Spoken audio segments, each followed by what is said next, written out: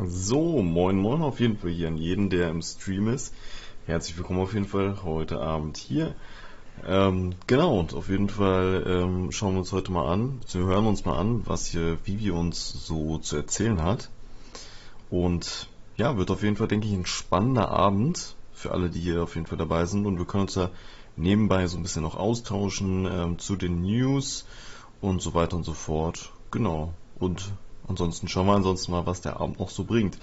Grüezi an dich, Spino, und auch moin an dich, Puku Ededu. Sorry, ich kann deinen Namen echt nicht so gut aussprechen. Ähm, Herzlich willkommen auf jeden Fall im Stream. Schön, dass ihr da seid. Was denkt ihr denn so? Was wird denn jetzt hier so an Informationen gedroppt? Abend, Yoshi. Was denkt ihr? Also ich bin ja der Vermutung, dass wir auf jeden Fall MTL sehen werden an Ankündigungen. Definitiv auch Immutable. Und da bin ich mir auch ziemlich sicher zu MTL und auch zu OMI Utility und MCP werden wir definitiv auch was hören. Und worauf ich mich tatsächlich so mit am meisten freue, ist so ein bisschen zu erfahren, was dieses Jahr, also letztes Jahr nicht gekommen ist. Also zum Beispiel Sachen wie irgendwelche Drops, die halt warum auch immer verschoben werden mussten. Bin ich mal gespannt, ob sie da irgendwas leaken, weil wenn es verschoben wurde oder nicht gebracht wurde, heißt es ja mehr oder weniger, dass es noch kommt. Und ja, bin ich auf jeden Fall echt gespannt, was wir da so hören werden von denen. Ähm, Genau, ansonsten das AMA startet leider noch nicht. Schön, Alex, dass du mir auch folgst. Dankeschön. Ähm, Jetzt können wir, glaube ich, mit rein. So. Sag mir doch mal bitte, wie das mit dem Sound ist. Passt das soweit? Ähm, oder wie ist das?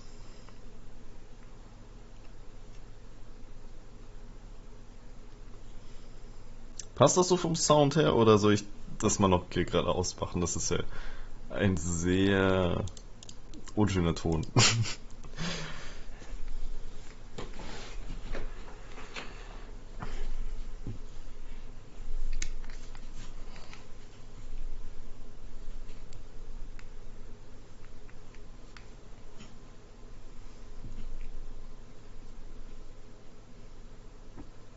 Servus, Mikai.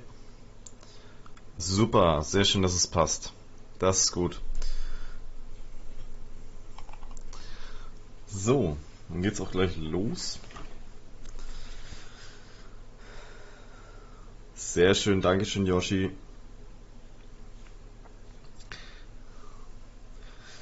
Was war denn eigentlich, um mal ganz kurz hier umzuswitchen, was war eigentlich euer letztes Collectible, was ihr gekauft habt bei VeVe jetzt gerade? Also ich habe persönlich tatsächlich gerade eben mal, Spino, die reden noch nicht, aber gleich geht's los. Ich mache dann noch wieder lauter, wenn's losgeht. Ich habe tatsächlich gerade eben einen Spider-Man gekauft, weil ich den einfach extrem cool finde. Die ankommen tatsächlich, einfach aus dem Grund, weil das mitunter neben der Secret Rare und der Ultra Rare ist, die ja animated sind, das einzige Collectible von den beiden anderen Spider-Mans ist, der überhaupt ein Netz hat. Man kann ja das Ganze dann, der hängt ja sozusagen an einem Netz, an der Decke theoretisch kannst du den dann platzieren und das ist halt für Bilder oder so schon extrem cool. Ich weiß nicht, hat jemand anderes noch hier irgendwie einen Spider-Man ankommen, der das auch so fühlt wie ich oder oh, okay. Shalom auf jeden Fall. So. Oh, Deadpool-Set gekauft. Sehr stark, Yoshi. Den Secret Rare. Oh, das ist natürlich schon echt mies. Das ist sehr, sehr stark. Dr. Doom fehlt mir als letzter von den ganzen Mighties. Ja, mir fehlt er tatsächlich auch. Ich hätte ihn auch sehr gerne. Aber ich hab doch lieber irgendwie, ich habe doch irgendwie lieber Spider-Man genommen. Servus, Yusuf, schön, dass du da bist. So, ist vom Sound alles super?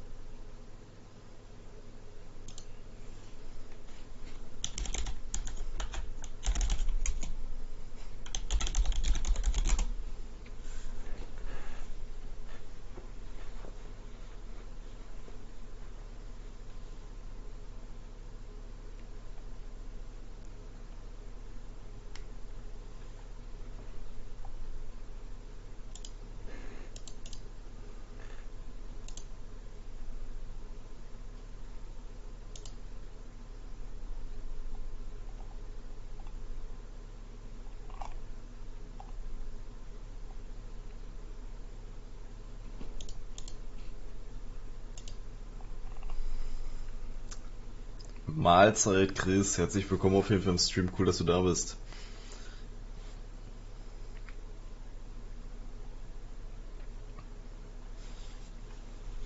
Krass, wir sind 2500 Leute gerade im AMA. Das ist heftig. Ihr hört nichts. Oh. Oh, sorry. Ist der Sound jetzt gut?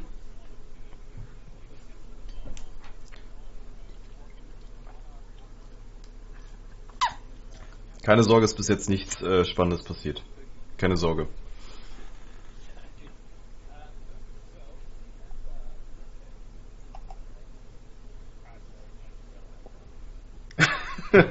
Das mit dem Übersetzen war übrigens eben nur ein Witz. Also ich werde natürlich nicht übersetzen. Ich werde das aber morgen nochmal zusammenfassen.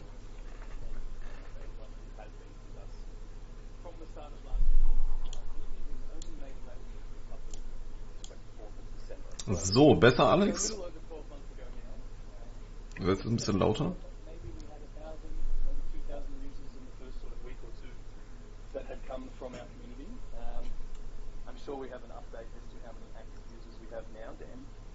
Yeah, I'm just thinking back in December last year. I think right up to January, we were still definitely in the hundreds of users. So it was a very small, intimate start where you go into the store, there'd be thousands of pods and thousands of rissos back in the glory days, which I'm sure all of the OGs remember. And regret. Oh yeah, and regret. Oh no, I'll be there later. I'll get one. I'll get one in a few months.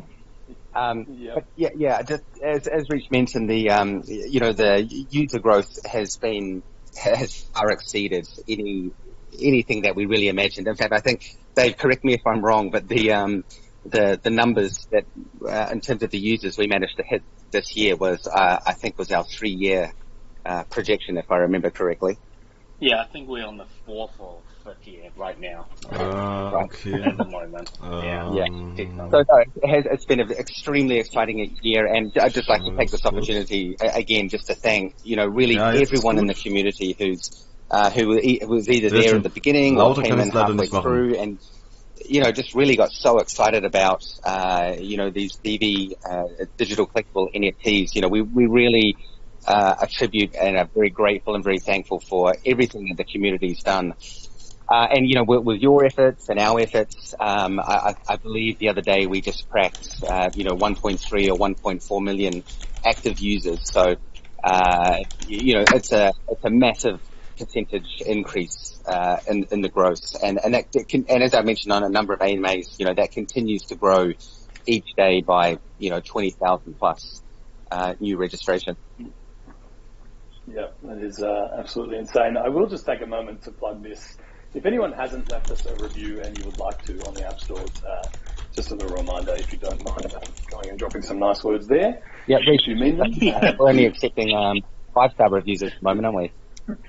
Yes, that's all we accept. Yeah, thank you. Yeah, just a little plug there.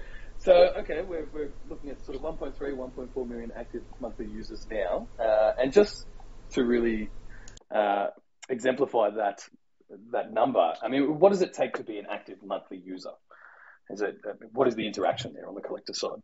So technically the app metrics are broken down into 3 areas. You've got active monthly users, weekly monthly users, and daily active users. Sorry.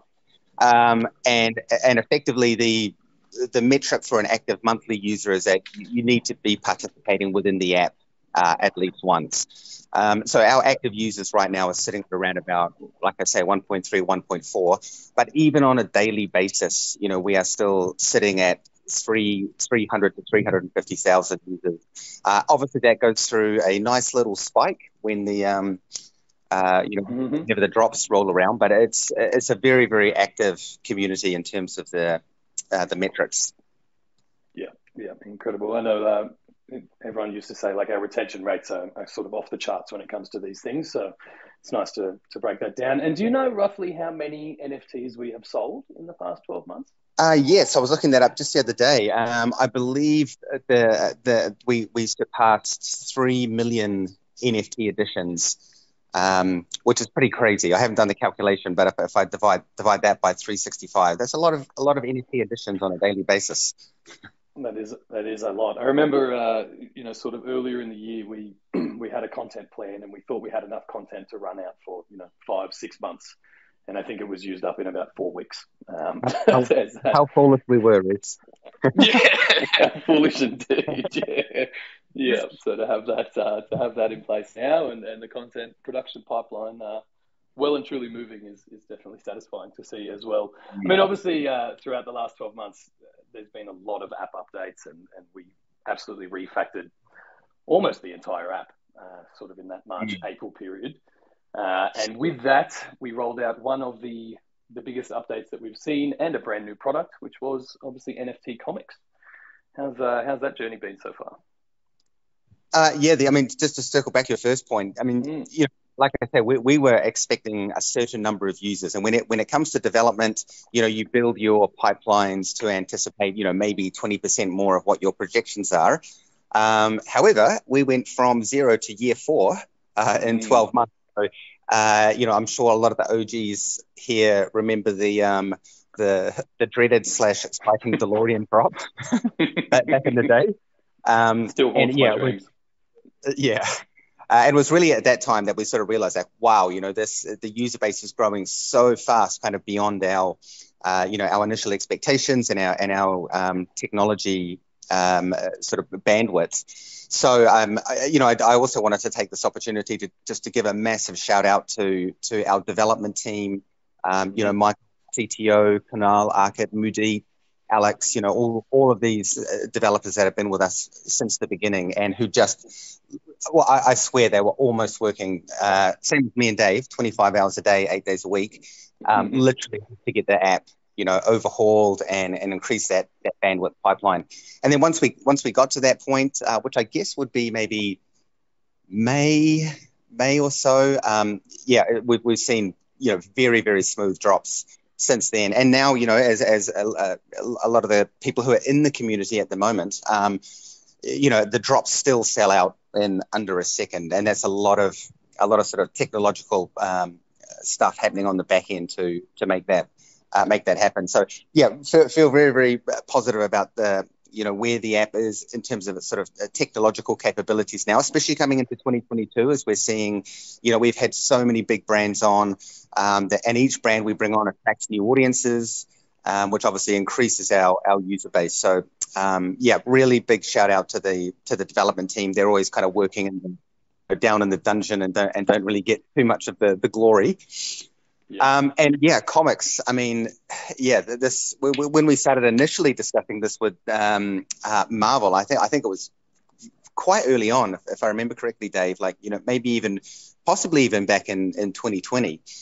And so when we did eventually get to roll it out, it was very exciting / very nervous. Dropping that first comic. I think we're all sitting here in the development room, crossing our fingers, making sure everything would go well.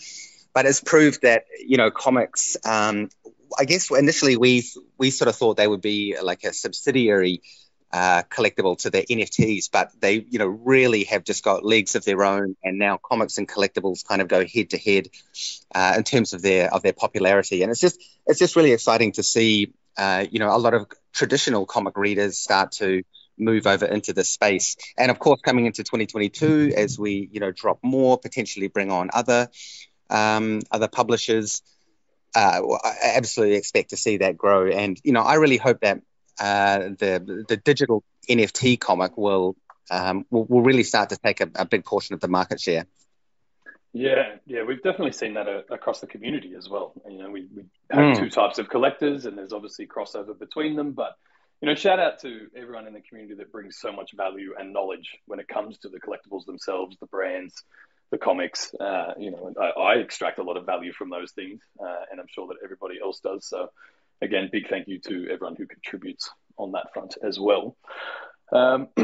Now, this was a bit more recent, that Showroom version 2 rolled out after some early demos, and obviously we now have the empty showroom, or the blank showroom 2, which makes sharing photos a lot easier. How was the journey there? Am I correct in assuming there will be a V3 at some point? There will always be a V3, but we're going to keep that one under wraps for now because we're planning on something quite special for that. But in the meantime, we couldn't let that chalk white square showroom box hang around for too much longer because it became a bit of an eyesore in the end. Mm-hmm. So it was great to roll that out, and I think the showroom V2 is just looks a lot more aesthetic. You've got the beautiful foyer, you've got the balcony, and it's so cool to scroll through Twitter and socials to see the amazing stuff that people have created, and even in the empty space showroom as well. I can't remember the username, but I saw one the other day. Where a guy had multiples on multiples of everything, and he created this sort of like staggered effect with all of the collectibles. I'm always just so surprised by the creativity of what our do in the showrooms, and moving forward into the future with things like showroom V3. We plan on adding a lot more really cool tools in there that will just allow you to take that experience to the next level. For sure.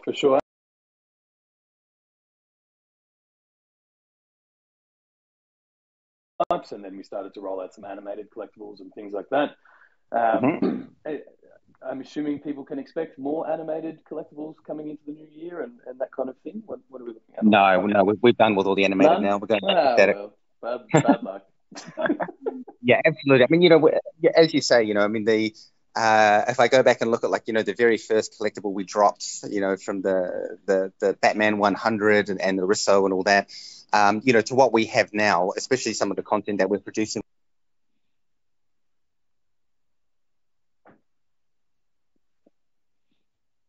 Well, did we lose Dan there? We may have.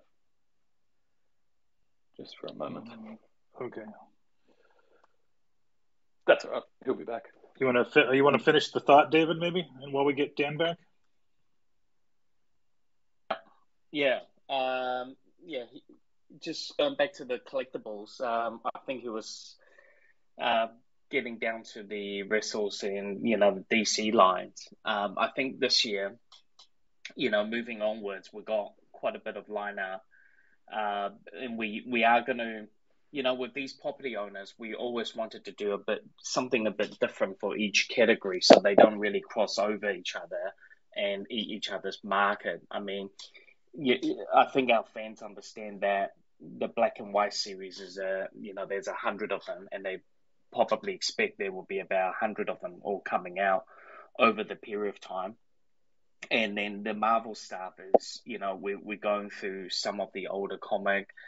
And I think throughout the Christmas period, a lot of our fans saw a lot of the newer, the Groot came out, the Deathpool, some of the more towards the studio alike type of collectibles. And, we really want to try a lot of new things, and new category to open. I think this year was a quite big year. We had the USPS, the postal stamps that came out, and that really set another level of new collectors coming in. These post shops, they still sell around 50 to 100 million stamps every set they bring out. So there's a huge audience in that. Moving forward, I think over the Christmas, what else was quite big? I think the Coca-Cola Snow Globe was extremely popular. It was a surprise drop. We didn't really do that brand announcement like we normally do.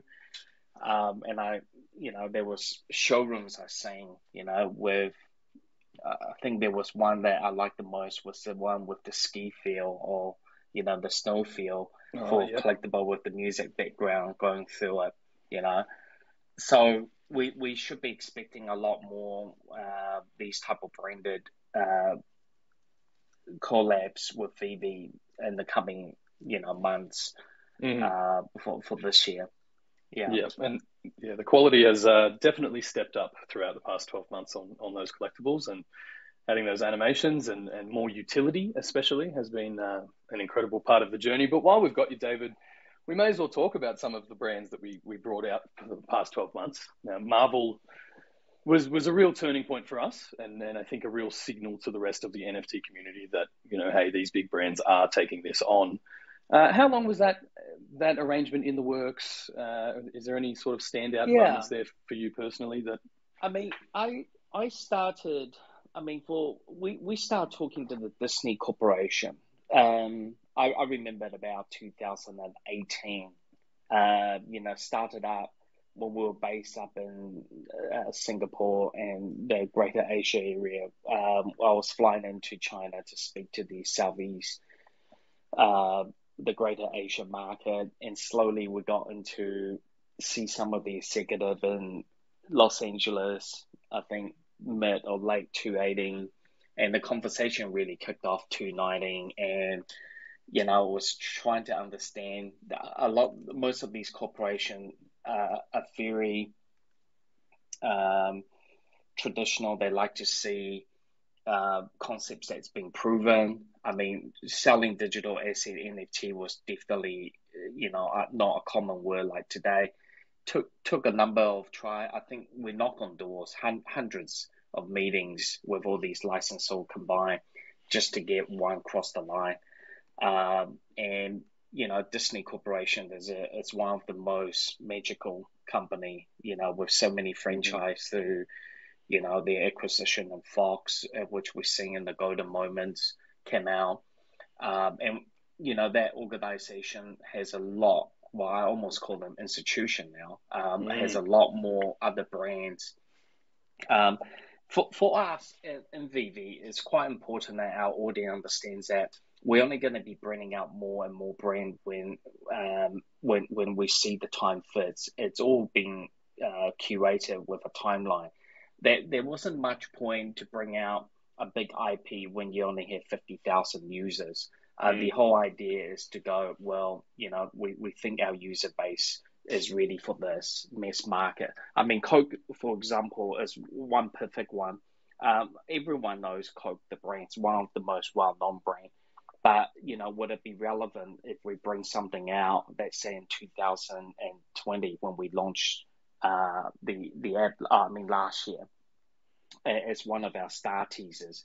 No, it doesn't. So, we plan things where we see we're moving into, and also when the technology allow us.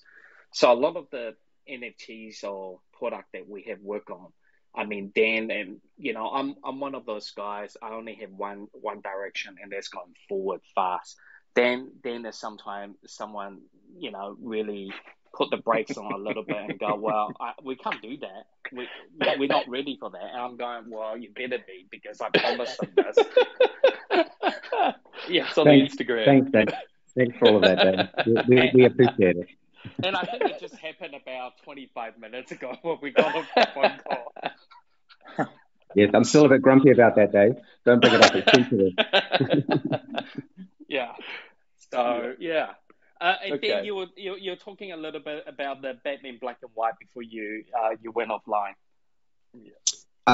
Yes, we were also leading up. I think I was just saying that, looking back at to touch on Reese's point about the how much the collectibles have improved over the space of 12 months from the original, Batman 100 and the Batman Risso to now, these fully customized, built from the ground up assets, just, in particular, like what we're doing for Marvel, which have animation, sound effects, special effects.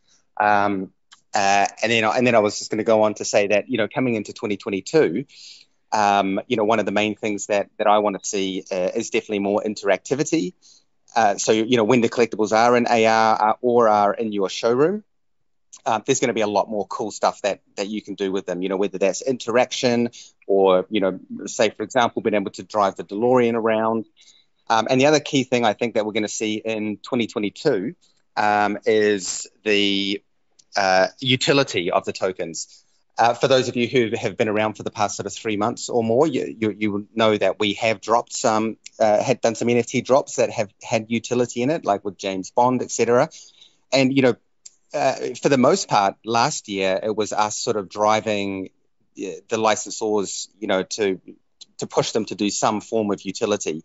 But now that there's been a few successful drops with utility, both on our side and in the wider NFT community, we're really starting to see our licensors take a much more proactive approach. You know, they understand now that, hey, well, cool, we can sell this digital asset and it can have some utility associated with it. And they're kind of thinking on their side now, you know, what can we do? So I think that. Yeah, I think Dan just went offline again. He's having some internet last couple of days. Yeah, so just touching on that utility, carrying what Dan has said is, you know, in my, you know, my day-to-day job is really trying to continue to add layers of what else could we do with it and what can we try. And we'll start to see new category that will be opening this year that will be driving a lot more, whether it's a redemption for something like we have done in the Disney Plus week. Yeah, and there's always new category that I want to open and trial, you know, without giving too much away, you know, just, yeah, stay tuned. There's a lot of good things happening. And some of these been planning for 2 years, so they don't really just come out over Christmas and go, oh, let's do that. So we're just taking it off as we go, Reese. Yeah. I think one thing I've noticed over the past 12 months, as you mentioned, you know, originally we were sort of pushing licensors to consider or add some utility, but it seems they're now using these NFT releases as part of their larger product strategy. You know, we saw it with, was it Hitmonkey? The comic came out before the release on Hulu. Things like that. Is that fair to say? And is that something you found now? Yeah, there's a lot more coming to do with physical, real life, you know, not just really just a TV show or promoting. There will be a lot more similar things that you see what we done with Bond. Even though that James Bond was a very, very small scale number, it was really testing to see if we could deploy something day to day with a movie launch. So, you know, for sure, we're talking to all sorts of industry, people in theater business, people in the musical, people in the sports, people in, you know, live concerts. As live get back to a bit more normality in 2022, hopefully, that we'll see more and more of these execution that will be happening. Yeah, for sure. So really, in the next 12 months, we're kind of moving from the realm of digital collectibles and more into digital toys with that interactivity and digital merchandising, really, with some of these partnerships and co-marketing.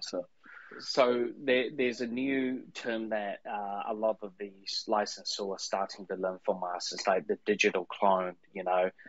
You get a physical product with a digital version sitting next to it, and you know, the idea, what we really want to eventually push boundaries on is that augmented reality. Does it add another layer when you overlay on that physical product? So there will be things that we will be trialing now. And obviously, it's really dependent on the technology available. You know, with this MermaidCon set coming out, I think tomorrow is going to be one of the major releases. We've been waiting it for a long time. You know, there's a lot of metallic, there's a lot of colors, you know, the see-through, another level of, you know, trial, you know, we're trialing new things and see what the public think of it. There's also a lot of grown men that will be upset when they do not get a Murmur Corner. So be prepared for that. So, You're Reese. Yeah, I'll be one of them. Exactly right. Yeah, we had an email came through, and someone actually emailed me and go, "Can he be on the wait list for the MermaidCon?" Wait list. Yeah. To be clear, we don't have a wait list, just in case anyone's wondering. Yeah. Perfect. Dan, you're back on now. Sound working, hopefully. I seem to be temporarily back on for the meantime. So we'll see how that goes. David, you just touched on those technologies, and obviously one of the big transitions we have undertaken in the past 6 months or so is changing our technology partner. So we're moving blockchain, and we have successfully completed phases 1 and 2. But just to reiterate, you know, moving to immutable is a brand new technology in and of itself. So it has been quite an interesting journey working with their dev team to get that over the line. And those of you who have been with us for a while will know that we did successfully remint that 3 million plus NFTs on Immutable, and they're all live over there now. Any comments on that, Dan, on the transition and what we're looking ahead to? Yeah, I mean, I think the main thing really is with the move to Immutable is really just to move to an Ethereum-based chain. Obviously, layer 2 which is gasless, and obviously has very minimal environmental impact. All of these kind of things are very important to us and very important to our licensors. Obviously, when an NFT drops to a new audience, there is still the somewhat incorrect rumor out there that all NFTs cost the power of one household for 10 years to generate. So for us, it is quite important that we continue to move along the environmentally friendly path. But really, the main thing is that Ethereum, and we all know, Reese, that you're an Ethereum purist, so massively. Yeah, massively, yeah. And Ethereum is obviously one of the biggest and most popular protocols out there. So it was really a no-brainer to move to an ETH-based platform, because as we move into this year with other features like interoperability, and it really just widens us up to a much bigger community. And in addition to that, means that we can eventually start moving VeVe NFTs out to other marketplaces, or if people want to store them in wallets, etc. So that was really the main kind of move, and very happy to have sort of phase 1 and 2 done and dusted in 2021. Yeah, absolutely. And I just want to add a major note is a lot of these time for us is if we were just a solid project with one artwork I'm minting, it's easy to migrate, because we have hundreds, of brands that we have to speak to let them know what we're doing, and the communication takes a lot longer than if it were just a singular NFT project that we just decide to move. So things just take time. And one of the major thing about our tech team is that security is always the number one priority, unless we know we have everything covered on the migration. And it's all about security, ensuring that our, these NFT are going to be reminted correctly, and, it's not going to be jeopardizing the user's accounts. That is actually the main reason why things get delayed. We're just testing continuously to ensure everything, and that many more of the 2022 technology rollout and things that we're implementing that we probably mentioned or promised last year are still going through strict testing, and we just want our audience to understand we would love to have this happen all much faster, but it does take a little longer than normal. And just be patient with us. Thanks. Oh, especially as this continues to expand. The scope has always grown and seems to by the week. But you just touched on something there, and I'd love to get your opinions on this. It wasn't that long ago that blockchain was a bit of a dirty word to mention to licensors, and I know that over those years of trying to acquire licenses, it was quite difficult. And then obviously we've seen NFTs come to the limelight over the past 12 months. Has that changed the narrative and the discussion that you guys are having with licensors? Are they much more comfortable with the idea now, or are we still kind of walking some of them through it? How has that landscape changed? Yeah, I mean, there's a fine balance of them. A lot of the IP company studio we work with have actually now got an NFT division that is front-facing with us almost full-time, daily basis. And then you have the smaller companies still scoping out and trying to understand, why VeVe can be almost guestless, and another company is you have to pay $50-$60 every time you transfer. So that definitely there's still a lot of educational things going around. And I mean, more and more mainstream company, and I think I read an article, I think possibly GameStop was looking to do a marketplace. eBay's doing a marketplace. There's a lot more mainstream company doing it. So we definitely see the words being used, and not just used that. If you compare to And quite often my friend goes, well, it's like a Beanie Baby, you're going through a craze. And I go, well, it's not really, because the difference between now and back in the 90s, that there's only one Beanie Baby. The toy company makes that baby. So now, with NFT, every artist and every celebrity, from sports to music, and to individual talent artists are all collectively pushing this new boundary and embracing it. And big corporations, company are using it. And it would be no time that you'll start to see possibly, airlines or car registrations, your warranty cards on your fridge could all be in a NFT in one way or another. It will definitely be living around us. So we're really embracing to ensure that this technology is going to be here. Our job is to corner the collectible market and add utility to it. And you'll continue to see great products coming out, hopefully, for many years to come. Yeah, couldn't agree more. Oh, it's great to hear that that narrative has definitely shifted, as you say. Companies now have their own NFT strategies and understand that this is going to be part of their product strategy moving forward. Obviously, we benefit from being in the perfect position to help them into that industry. Now, over the last 12 months, we didn't start with many people in our community when VeVe first launched, but we do have quite a number of followers now. Alex, you probably have the most recent figures on this. Explosive growth didn't just happen in the app. We've seen our social profiles and our Discord grow leaps and bounds over the last several months, especially. And so I just want to say, thank you to the entire VeVe fam, everybody who's along and rocking with us here on this journey. We just hit the 100K mark on Discord, which is huge. Just to think, where we started and where we are now, where we have a bunch of amazing mods, kind of helping us hold things down in there, because Discord can be a jungle.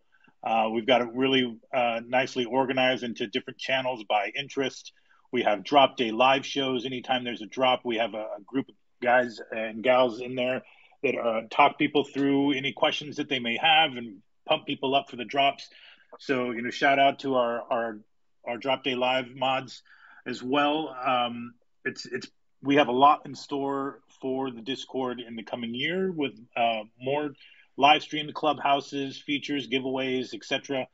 And then our Instagram, hit 100K recently, and as did our Twitter, I believe in November. And I just looked, and we're already at 192K, which means we grew another 100,000 in just a matter of 2-3 months.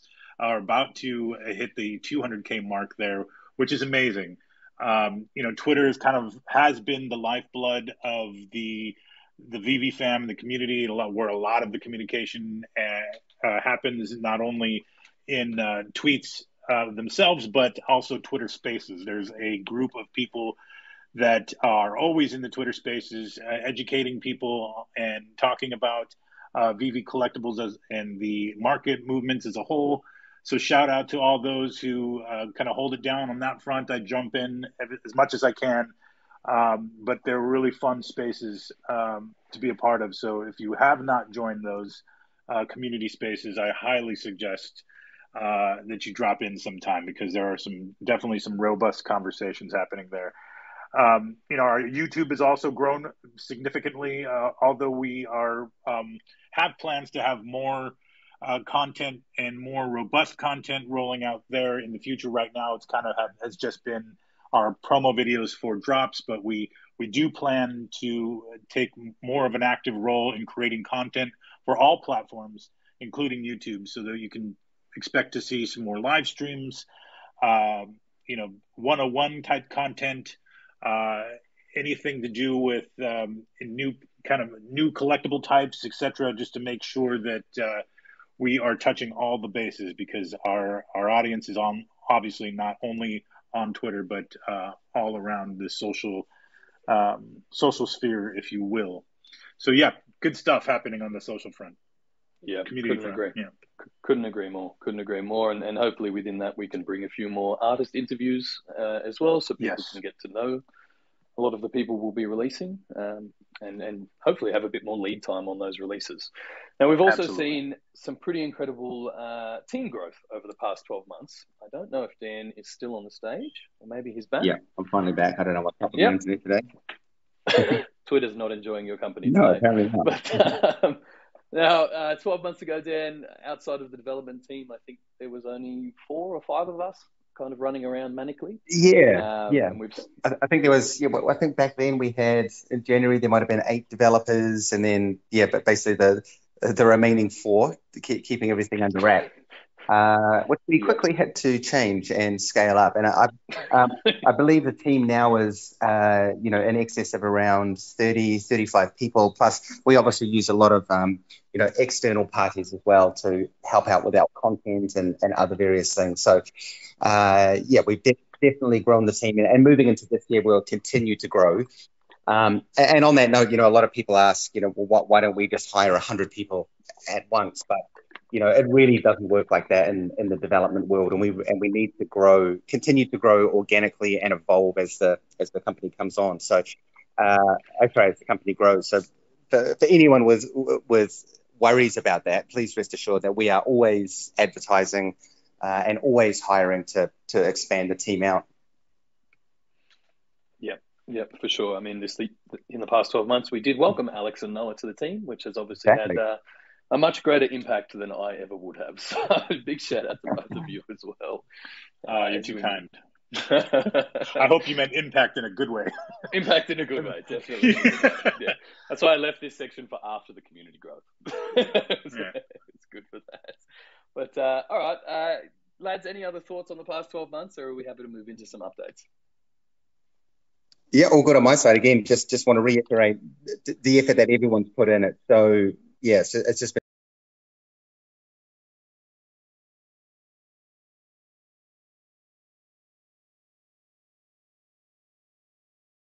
All right, well, first and foremost, I might just jump into the secure wallet before we get into some of the other community updates. I know a number of people, there is currently a bug which does not fetch the fee, so people are struggling to send OMI, and I think occasionally some ETH or ERC20 tokens from the secure wallet. But there is a brand new update rolling out. I think it will go live early next week. Dan, is that correct? Yeah, that is my understanding from the developers. So, as Reese mentioned, we haven't shown too much love to the secure wallet for a while, but the past couple of months we have been working on a completely new and revised app, which will have all of the same functionality that you're used to at the moment, but there's improvements across the board, like in the history, speed of fetching rates, etc. So I think we've got an article coming out on that in the next couple of days. But yeah, it's I also am very excited to get that out, and that will resolve any of the current issues that we've had with some of the protocol APIs. So apologies to anyone who's been impacted by that. We've been working as fast as we can to get that all updated and the new app rolled out. For sure, and I can confirm the new app is way nicer than the current one. It's easier to use. It's much more intuitive, easier on the eyes as well. So we'll be excited to and a big thanks to our beta testers as well. It's great to have you guys on board. Absolutely. Yeah, there's so many people that help to move this company forward. On that, then we may as well dive into our favourite topic of FUD busting. Now, I know a lot of people have been calling for some numbers or some data to kind of go with our efforts to cut down on spam accounts and all of those kind of things. I think a lot of people have learnt the hard way not to try and cross that evil bridge. Dan, do you want to dive into some of our securities and protections and what's going on there in the background? Oh, what a convenient time. Damn it. Not enjoying his company today. No, indeed. What's up with New Zealand internet, David? What's going on over there? Yeah, it's still on the holiday mode, I think. That's why. Okay.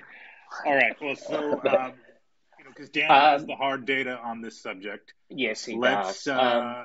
let's move on to a couple other things down on the list. Okay. I think we'll wait for him to come back. Actually, maybe do we want to just jump into, since we talked about secure wallet, Reese, do we want to talk about token migration, and then we kind of got to backtrack from there? Yep, we can absolutely do that.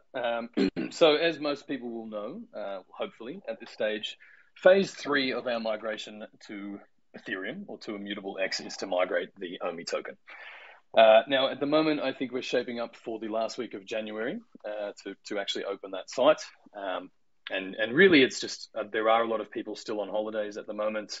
Between now and then, I want to make sure we have as much possible communication out that we can so that everybody understands what is taking place. So next week, I will look to run 2 AMAs, probably, or really a bit less AMA and a bit more explanation.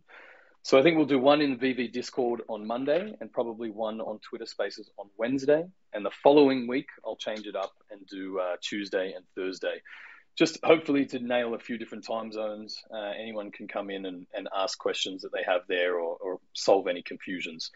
But just to give a general overview, this isn't something to be scared of. You know, it's a pretty simple process. If you're an OMI token holder, you already know how to interact with crypto tokens. So to put it simply, as VeVe sits on layer 2 on Immutable, if you would like to use your tokens within the VeVe app for things like staking or the OMI drop raffle, any sort of OMI related activity, you need your tokens on layer 2. Now, during the migration or prior to the migration, you can send your tokens to your in-app VeVe wallet, and they will automatically be swapped to layer 2 tokens. If you miss the migration window, we will open a bridge in the VeVe web wallet. So you can still port between layer 1 and layer 2 at any time. The only difference being you'll have to pay gas fees. Now, Ethereum gas fees are not that friendly at the moment. So it's just something to be aware of. Now, if you are the kind of token holder who prefers to trade their tokens or you're looking to trade them in the future, you need layer 1 OMI tokens. All exchanges at the moment still operate on layer 1. In order to get layer 1 tokens, you need to send them to your exchange account prior to the migration date, and the exchanges will swap them for you. And that's it, right? As soon as they're swapped, you can move them back to your own wallets that hold ERC20 tokens. But just keep in mind, you won't be able to use those in the VeVe app. You will have to bridge between layer 1 and layer 2, and I will release instructions on how all of that works prior to the migration date. So they're the 2 automatic and essentially free ways of porting your tokens. And there are 2 articles on the Akomi blog at the moment, medium.com/Akomi, that detail this. It shows you sort of, we have an explainer about layer 1 and layer 2 and where those tokens go. And we also have an article about the 3 swap options. Now, the third option is a manual migration. So we have built a swap site, essentially, that will let you move your tokens from the existing GoChain OMI token to the new Ethereum OMI token. Now, you can do this at any time, right? Once the migration date has been set and the swap site opens, you can wait until gas fees are lower. If you're not planning on using your tokens for a while, you can port them in 3 months if you choose. It's completely up to you. The only difference is, one, you need a bit more knowledge as to how to interact with MetaMask and this site. And I've written an entire walkthrough guide that will help you out. And I'll also release a video walkthrough. And 2 is the cost. Because you're paying gas fees on the GoChain side and on the Ethereum side, and you're essentially minting tokens, it's a higher order transaction, it will cost you a bit in gas to manually migrate. Now, who would want to use the manual site? I mean, if you're security conscious, you don't want to store large sums of value on the exchanges in the interim. If you've missed the migration window, any of those things, the manual migration site would be potentially be your best option.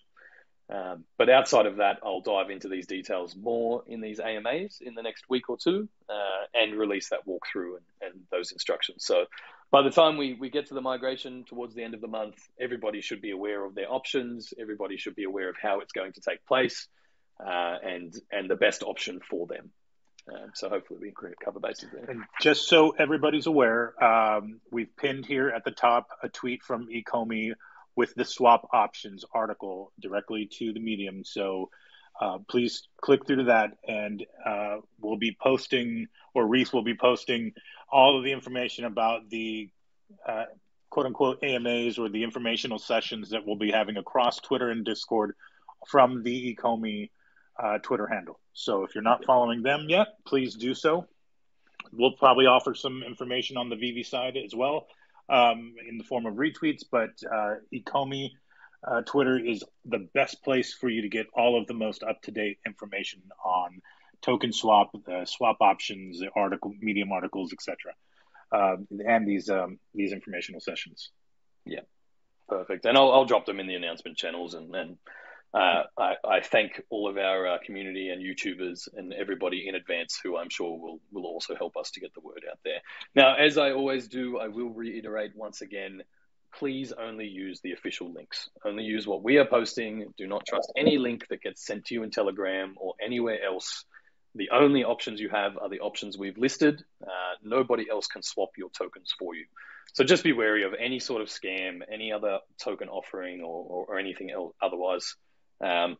It's easy to be caught out by some of these things. So yeah, we will, to note, just to add to that, sorry, Reese, we will never DM you on Twitter, Discord, or otherwise with any information about token swaps, nor will any members of the team. So please do not, do not follow any DM'd token-related links.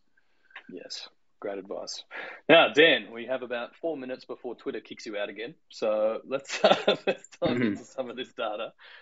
We were going to get into the FUD busting, and I believe you have some numbers as to sort of what's been taking place lately. Yeah. So I just wanted to start off on talking about bots, which is obviously fairly prevalent in the community. And, to be honest, it comes up on every AMA every week. 1 or 2 photos or videos start circulating. And I just want to remind people that, we take bot activity or any kind of automation, scripting, emulators, bots extremely seriously. And, we pay tens of thousands of dollars a month in bot protection services, plus, a whole range of activity that happens behind the scenes, and especially around drops. I mean, we have dedicated people in the company who look for various identifiers when it comes to drop traffic to identify any bots. And I just want to point that out again, just because our drops sell out so fast that the immediate assumption is that, oh my God, it's all taken by bots. But as I've expressed many times before, that is not the reality. And with bots, it's always a battle of cat and mouse. We implement a whole range of security features that block a lot of bot activity. They might come up with a new solution. Our security teams jump on that ASAP and look for and implement solutions to prevent what they're doing. But I think just the general assumption is because things sell out so fast that the only way that can happen is bots. But the actual reality is, for any drop these days, as I mentioned earlier, we're up to 1.3, 1.4 million active users, and we often see 10% of those users in any drop traffic. So if there's a drop of, like, let's just say a 10,000 edition comic comes out, you are competing with 100,000 plus users to get that. And all of those users are basically hitting that buy now button at the same time you are. And so, really you have a 1 in 10 chance of potentially securing. And that's why the drops have become a lot more difficult and a lot more evasive recently. So I can understand, that's the perception out there is, based on what people see. I can understand how that comes about. But as I say, we do take bot protection very, very seriously. And on each drop, we ban or we block up to 25 to 30% of the traffic that is coming in. which is all bots for the most part. And I believe off the top of my head, there's been something like 250,000 accounts that we have banned or disabled or put into restricted mode because they have been identified as bots. Now, whenever we do these, sort of sweeping bot detection, there are unfortunately some false positives. And if you have been caught up in that, we do apologise. We actually have a division within the support team whose job is to go through and look for users who might be on the fringe of that bot detection and accidentally marked as a false positive. So we're constantly working to improve, making sure that the net is more refined and tighter for securing bots and making sure that we don't get any false positives in. And one of the changes that we are also looking to make on support side is, any false positives that we are able to potentially identify, we will prioritize those accounts, because obviously we don't want you to be locked out if you are actually an innocent user. But for the bot users out there listening, and I'm sure there's some, you're running a very risky game, because if you get caught, your account is going to be disabled because you are 100% in violation of the terms and conditions. And that's a line that you may want to walk, but just understand that there are risks for what you're doing, and that risk comes down to basically losing your access to VeVe. Moving into this year, we've got into this month, we've got a bunch of major upgrades happening to our bot protection system. None of which I can go into any detail, or the CTO will give me a slap on the hand. But I just want to reiterate that even though it seems from a perception point of view that, because these drops sell out in seconds, that the only way, in quotes, that can happen is bots, it's actually not the case. I mean, just think about movie tickets or sneaker drops. All of these companies are affected by the same thing. And, I think we might have mentioned it last time, but I think the US government is, trying to put through a law, an anti-bot kind of law. And it just shows that this is a pervasive issue in the digital economy. But yeah, something that we that we spend a lot on, we work a lot on, and we have dedicated people in the company to detect these people. But at the end of the day, it's still a small number of bots that actually do manage to get through. Yep. Yeah. And just to add some more context to what you had mentioned at the top there with the explosive user growth, we do keep an eye on the number of the amount of app traffic that we're seeing per drop. And I can't remember the last time that I've seen it below, what is it, over 150,000, 200,000 people going for any given drop. And that just, odds wise, I know it's not, it doesn't seem like it for you if you've seen it, like something sell out in less than a second, but honestly, it's everybody, that many people pressing a button just slightly quicker than you. It is, for me, for example, I try to participate in any drop that I can. I get maybe 1 in 10 these days. And that's just how tough it is. And I'm, and I have a pretty good internet connection, and I'm in the States, next to a, actually that's, that shouldn't matter, but like I have a fiber essentially is what I'm getting at. And yeah, I'm still strike out most of the time. Yeah, I'm much the same. So just in case anyone's wondering, we don't have magical staff accounts that help us get drops. Wait, that said, we hear you. We understand. We are frustrated as you are when we see those pictures.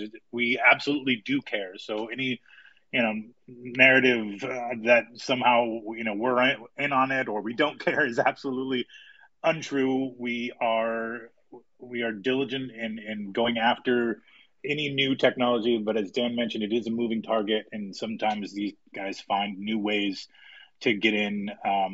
But the success rate is dwindling increasingly from the already small percentage that we saw getting through. So we appreciate your patience. We know those images are frustrating, but we go out of our way to kind of deep dive and research those things to make sure that we know how they're working. For sure. And obviously in the next 12 months, I mean, the plan is to release more drops to make VeVe more fun and enable people to be able to collect some of their favorite things as well. So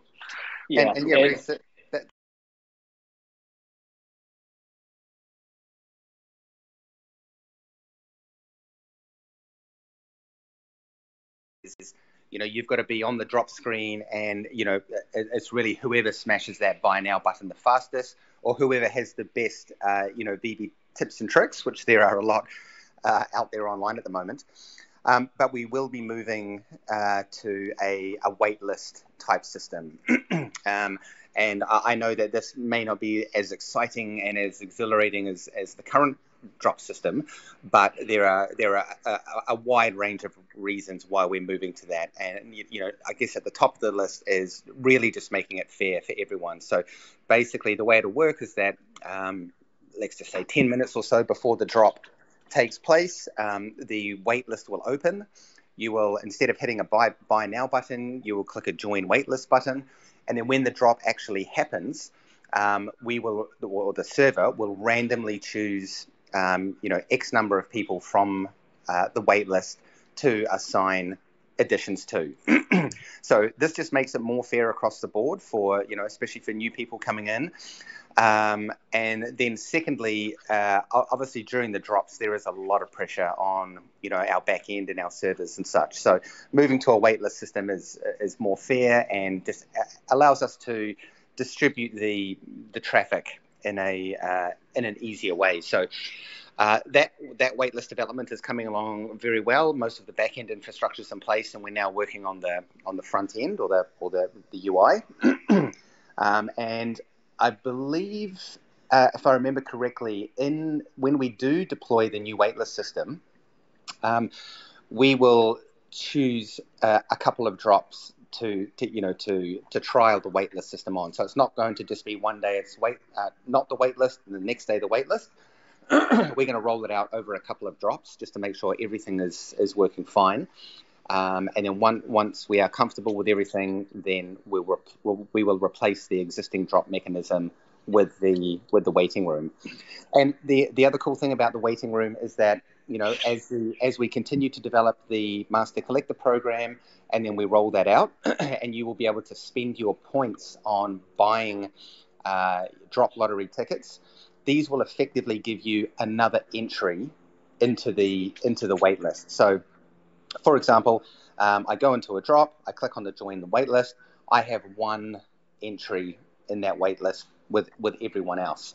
But with the Master Collector program, I can choose to use my MCP points to buy or purchase additional entries into that waitlist, giving me a greater advantage.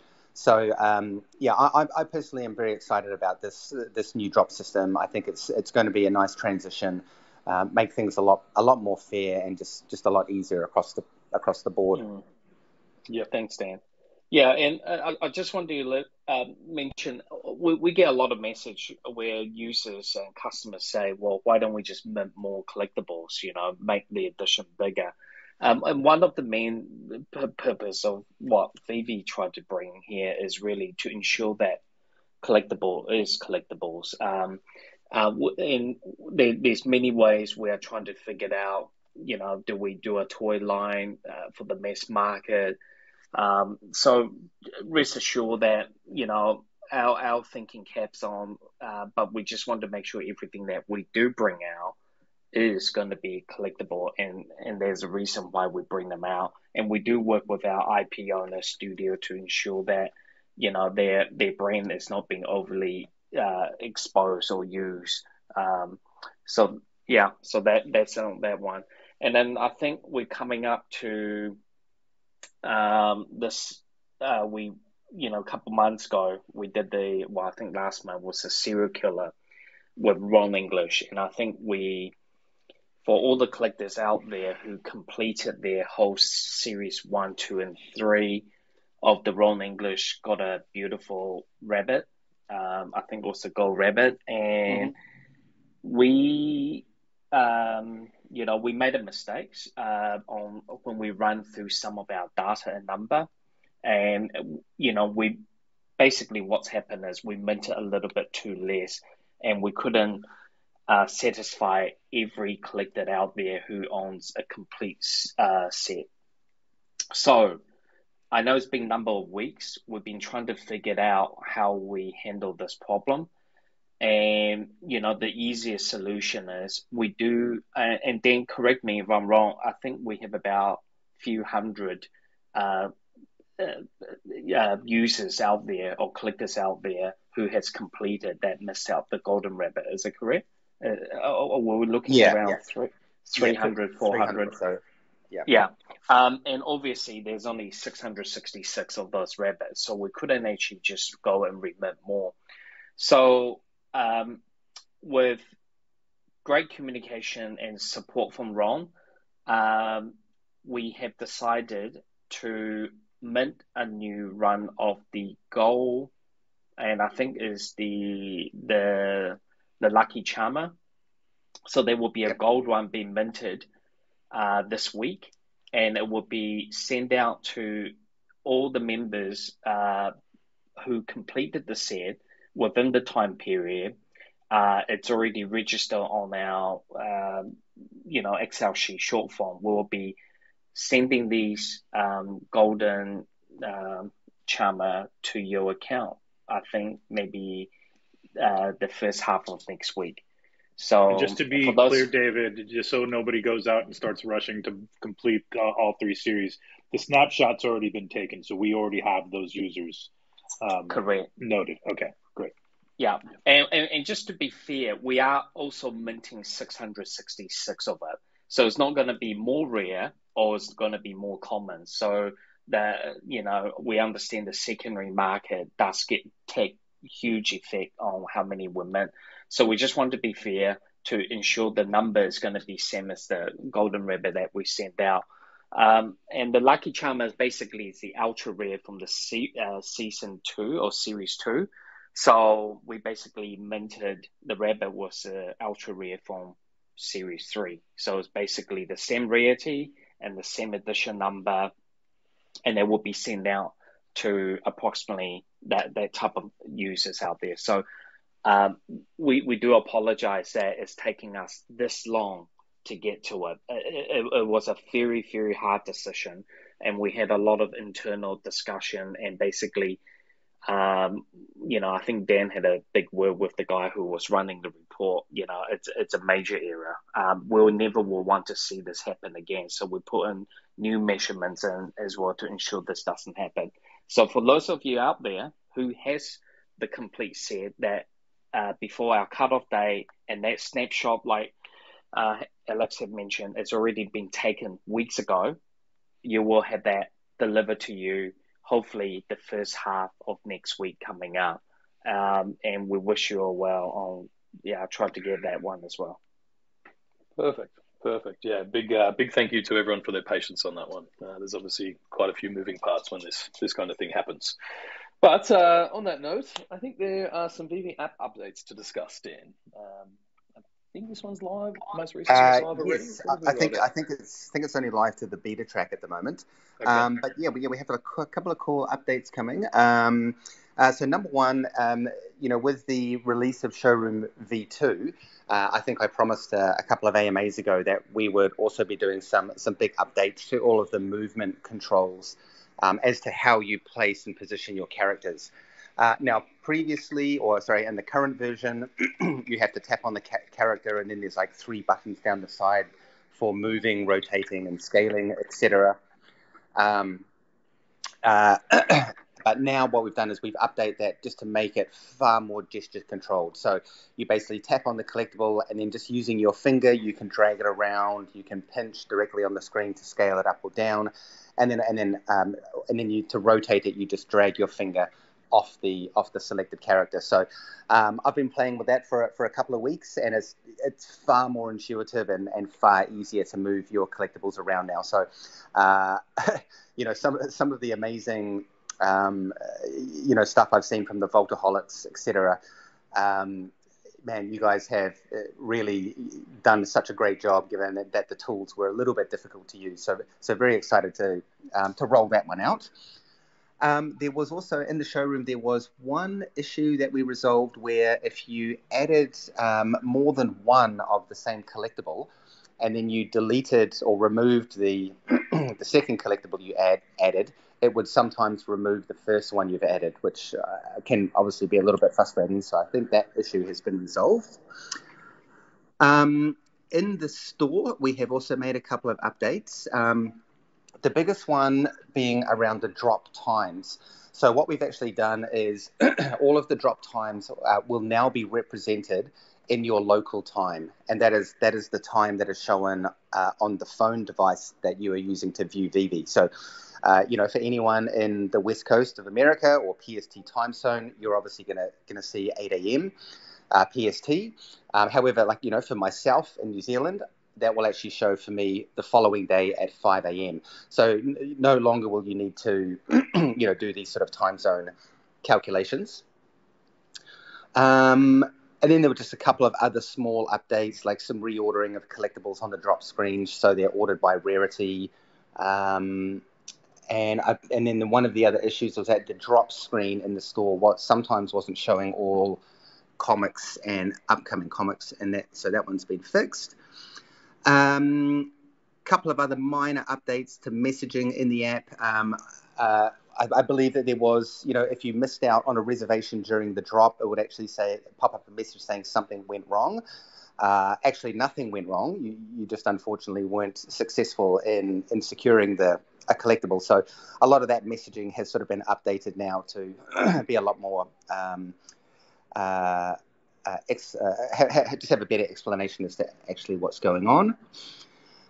Then in the market, there's been a lot of work on the back end just to help improve the collectible listing. I know there was a small group of users that would get repeating collectibles in their market lists as they were scrolling down. And I believe in the next update going out, there's been some big improvements to that, plus some optimizations in the market as well, just to help it run a lot smoother. And the one last thing in the market that's happening now is we're introducing a reservation system, very similar to how we run the drops at the moment. And the reason we're introducing this in the market is obviously if you're wanting to buy a collectible, most people will go for, whatever is the floor price or the cheapest one in the system. And what's happening now is that we get multiple people going for that one edition. And, let's say I click on it, I buy it, but at the same time, Reese is clicking on it, but then he doesn't click the buy now button as fast as I do. So he would then get an error of some sort saying that, this collectible is no longer available. So what we'll be doing is adding the reservation system in. So if you are in the process of buying a collectible from the market, and then someone else comes in and clicks it and tries to buy it as well, it will actually pop up a message saying, sorry, this collectible is currently reserved by another user. And I think that will just help a little bit of frustration, especially for those people who are, always going in for the floor price, which, let's face it, is all of us. No one wants to pay higher than the floor. So, well, at least for me personally, anyway. Yeah. Expecting all of those updates I just mentioned will be rolled out early next week, and then the market reservation, I believe, will be rolled out in the following week. Perfect. So some good updates coming. A couple of other ecosystem updates to cover, and there seems to be, I think we've got more than 3,000 people in this space. So just in case anyone is new, Dan, do you want to explain what the MTL is and what it is to the app, and then we can sort of update on how it's going? Yeah, absolutely. So the MTL, or money transmitter license, what we actually refer to internally as payout, gives our users the ability to convert any gems that they have in their wallet to, whatever your local currency is, and then have that currency transferred down to your bank account. So, hey, let's say you're extremely lucky. You participated in the crazy 1000 edition comic drop, and all of the VeVe gods were with you and shining on you, and you managed to get a secret rare. you buy that for $6.99, and then you manage to sell that in the market for a higher price. What the payout feature does, well, it allows you to then convert those gems, like I say, into your local currency. So you can actually financially benefit from the drops. Now, one of the main objectives for us was, we have an international audience, so we need to be able to pay out around the globe, not just in USD, not just to the main areas. So one of the reasons the MTL has been in development for so long is that, over the past couple of years, the laws around AML, which is anti-money laundering, and KYC, which is know your customer, have become extremely strict and extremely stringent. And because VeVe is, in the NFT / kind of crypto space, we get, a lot more scrutiny and a lot more eyes. However, I am very pleased to say that, late last year we deployed that into our production environment. And we have had a small group of users in there, going through the whole process, making sure everything's working. And I believe that there is just one last step that we need to do on our side, which is to do with our AML requirements here in New Zealand. And unfortunately, in New Zealand right now, we're in the summer season and the holiday season. And for some reason, lawyers seem to take like 5 weeks off. But I know, God, I'd never heard of this holiday thing until they brought it up. So, they're all back on Monday. So I anticipate in the next few weeks we'll be rolling that feature out to a wider beta testing group. And as we mentioned previously, this is a big feature. There's a lot of financial transactions involved. So it's not something we're going to turn on immediately for everyone.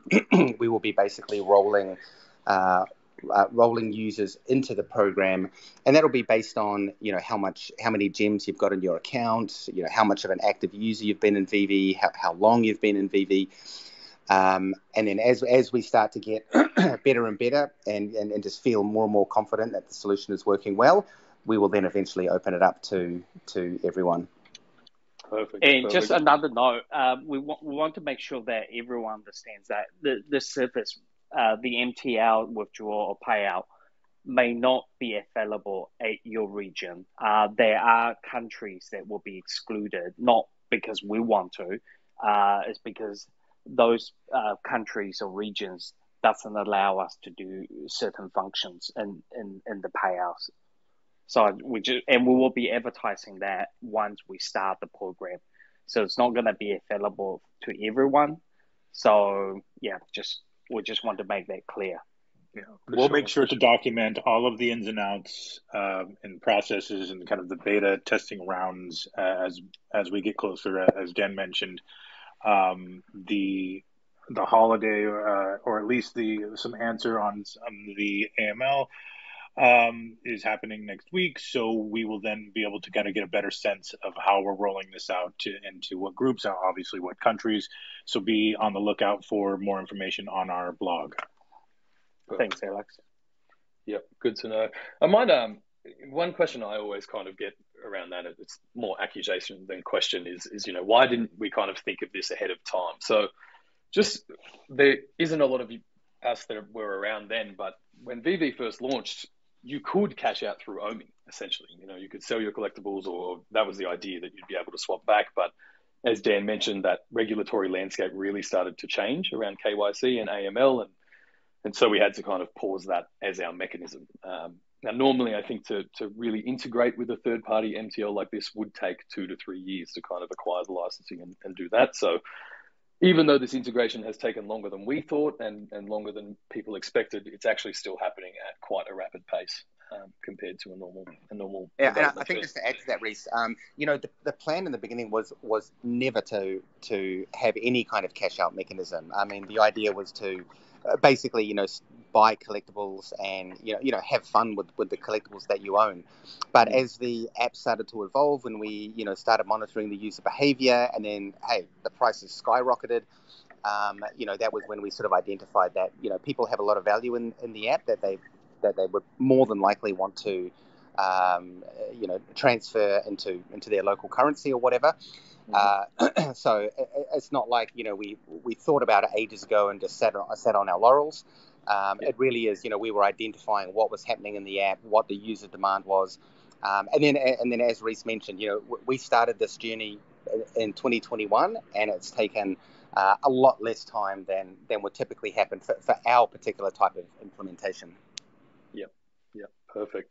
Okay, a couple more ecosystem updates. The OMI utility program, we do have a couple of staking tiers in development, and we need to model a few things. Any updates there, Dan? Do we want to kind of broach those tiers or anything there? Yeah, really, it's just down to refining those last few tiers at the moment. And as I mentioned on the last AMA, we are looking to add in, more benefits for those higher stakers, when it comes to accessing or getting collectibles. Where the complexity is on our side is that, if we're offering collectibles to the higher stake tiers, we need to work that in with our content program, with our licensors, and all the other, touch points along the business. Yep.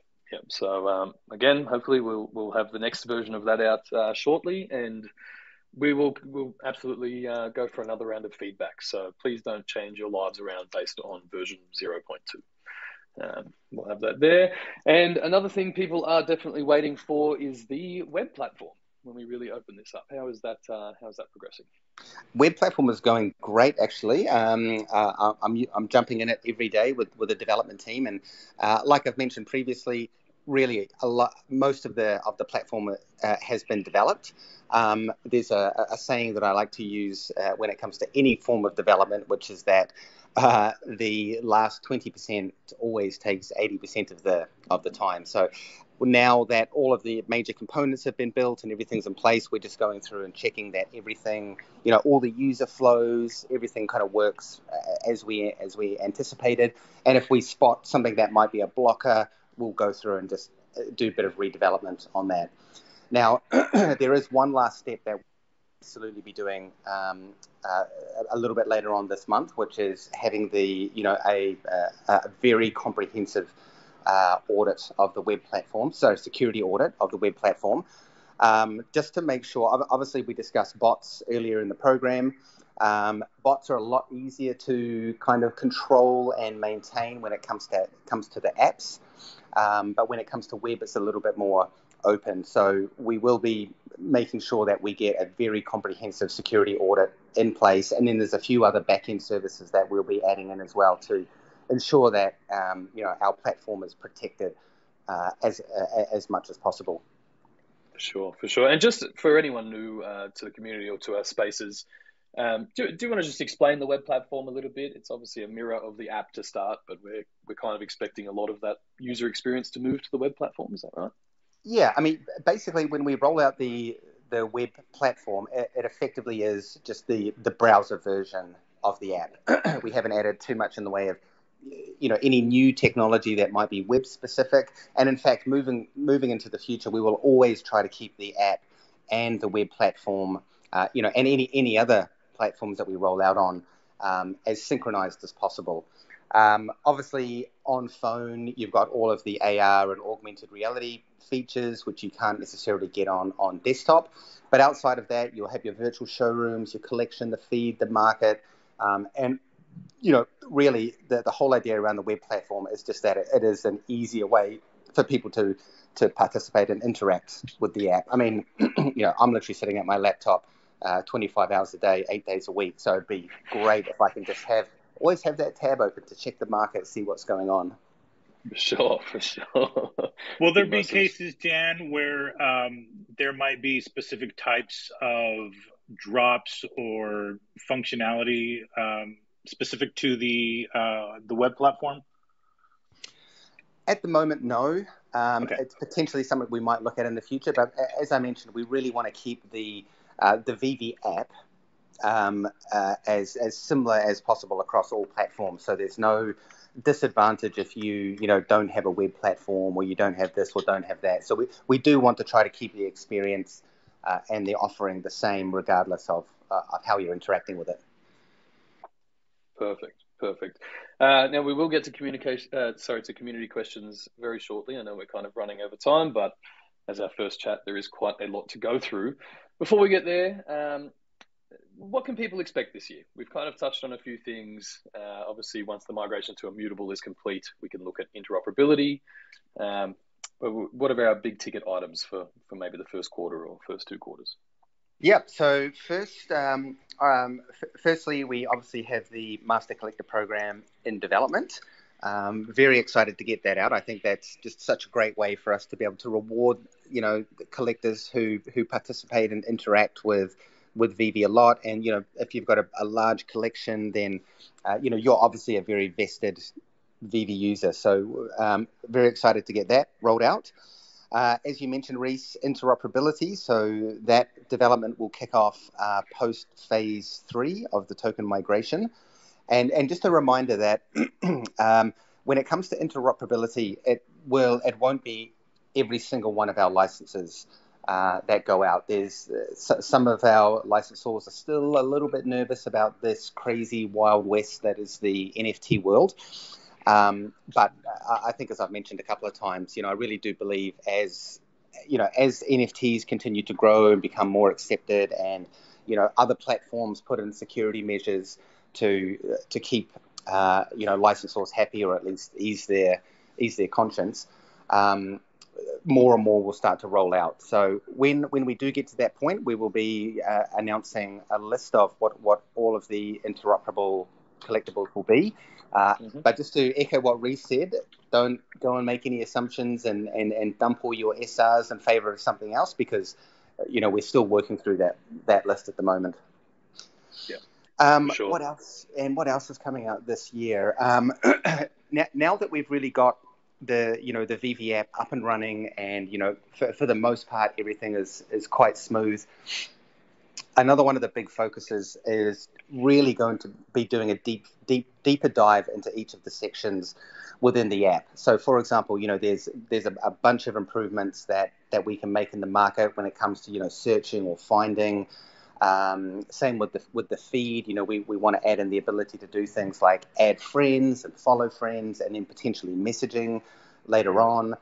Around your collection, just having easier ways to navigate through, and then a whole bunch of upgrades to the comic sections and how they work. Now that we're starting to get a lot more comics into the platform, we want to start adding more friendly navigation tools to make that whole process a little bit easier.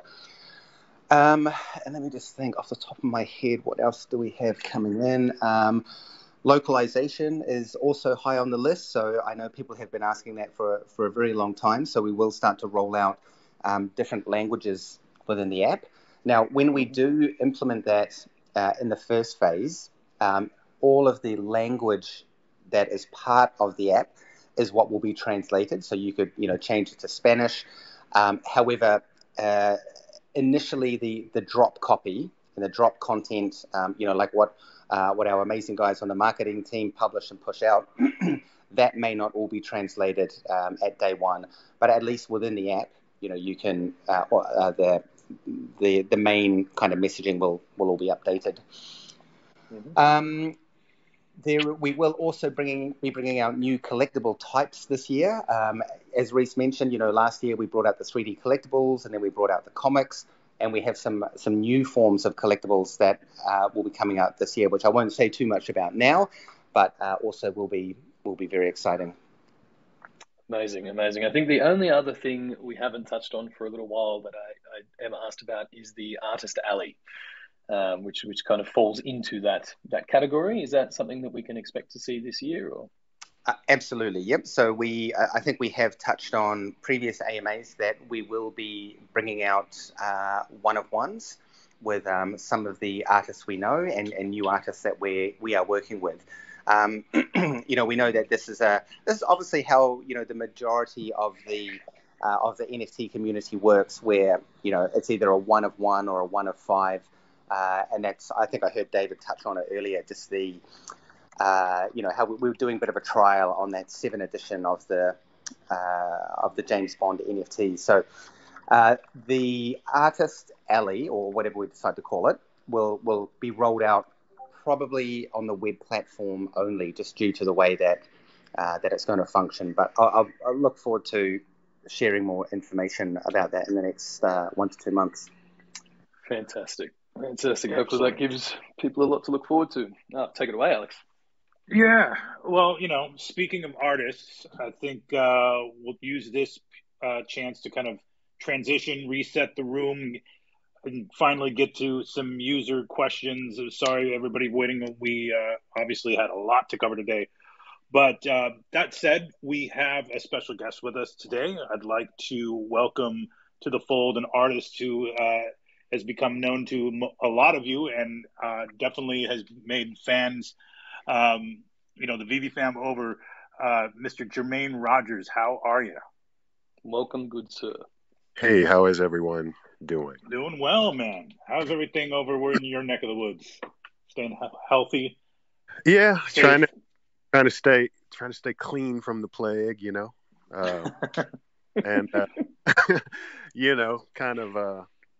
I realized back in the summertime that just to sort of start building my my winter nest. So that's what I'm doing now. Nice. So we've had the pleasure of having a couple of drops from you now on the platform, beginning with Choices, the adorable murderous bunnies, or potentially murderous bunnies, in addition to the very creeping Darrow. And I guess we have some news today, right? I think we are excited here to announce an upcoming drop. Do you want to maybe break some news for us?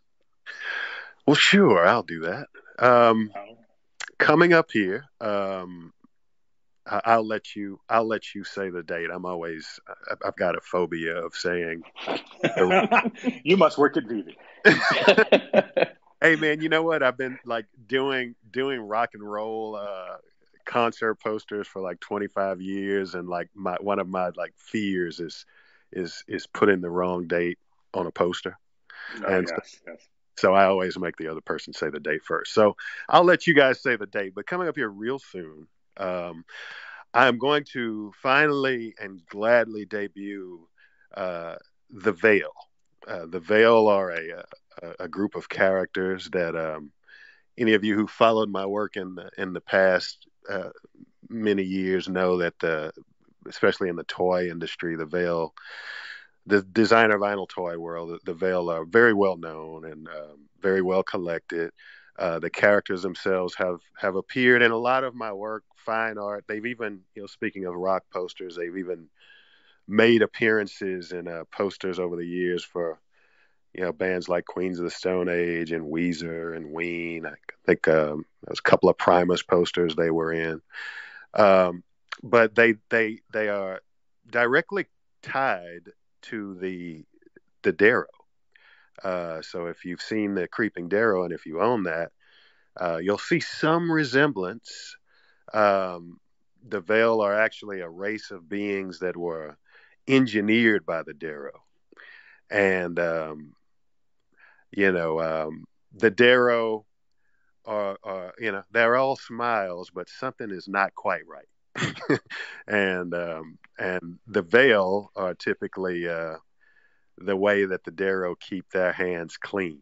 The Veil go out and handle things. But this first series, Veil Series 1, is going to focus on a handful of Veil that kind of were defective. They went against their programming, and they actually woke up, something that the Darrow were not happy with.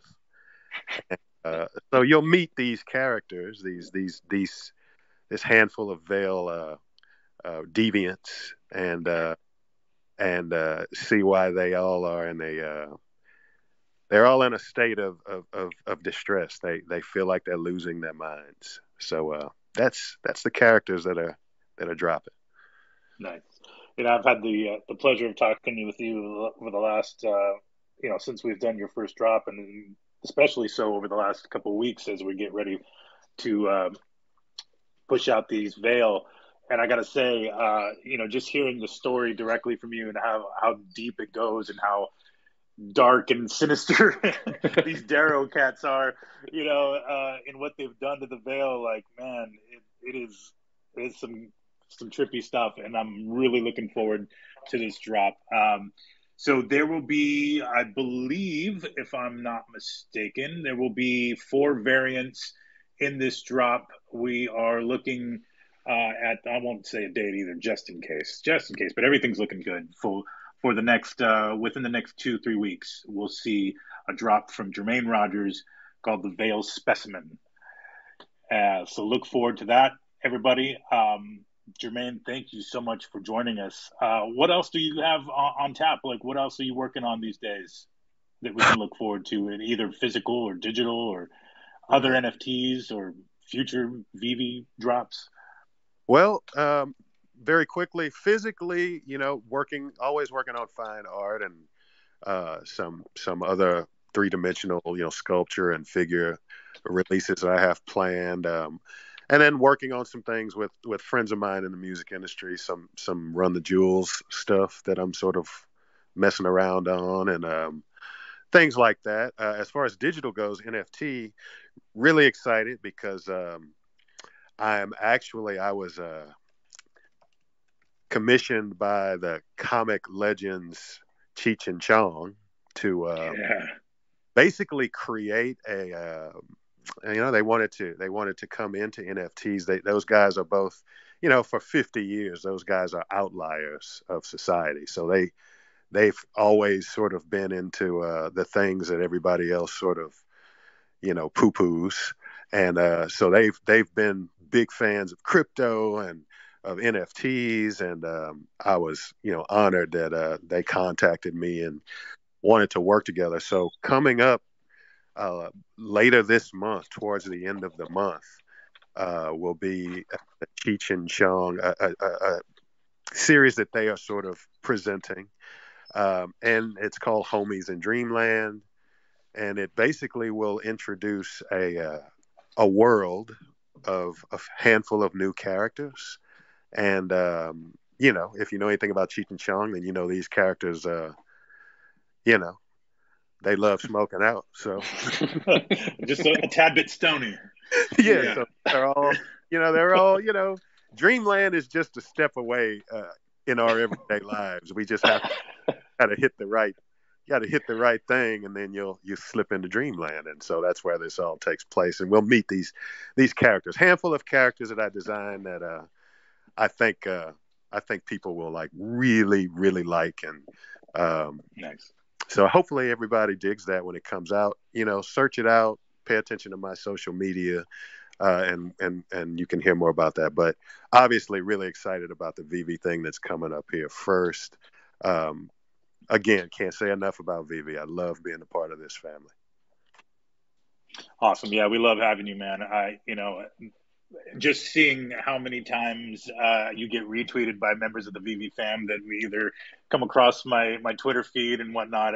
It's awesome to see that so many people are kind of gravitating to the work, and you've been doing it for so long and really kind of, opening you up to a whole new audience. So I really appreciate you being part of this, because it's it is an awesome community, and we love having you anytime you want to come up into a space or our Discord or whatever the case may be. Right on, man. And everybody stay healthy. Right on. Thanks, Jermaine. Appreciate you. Thanks, Jermaine. All right. So we'll move here now into the phase of the AMA, which is actually the AMA. So we'll go ahead and we'll kind of blister through a number of these questions submitted on Twitter. And I think if we're running okay on time, maybe we'll get 1 or 2 people on stage. So I appreciate everybody waiting in the queue there. And again, our apologies. I know we had some technical difficulties, but also a lot to cover. So that's why I wanted everybody to get their questions in via Twitter. That said, we'll go ahead and get started. Jay Correa asks, I have OMI in the Akomi wallet.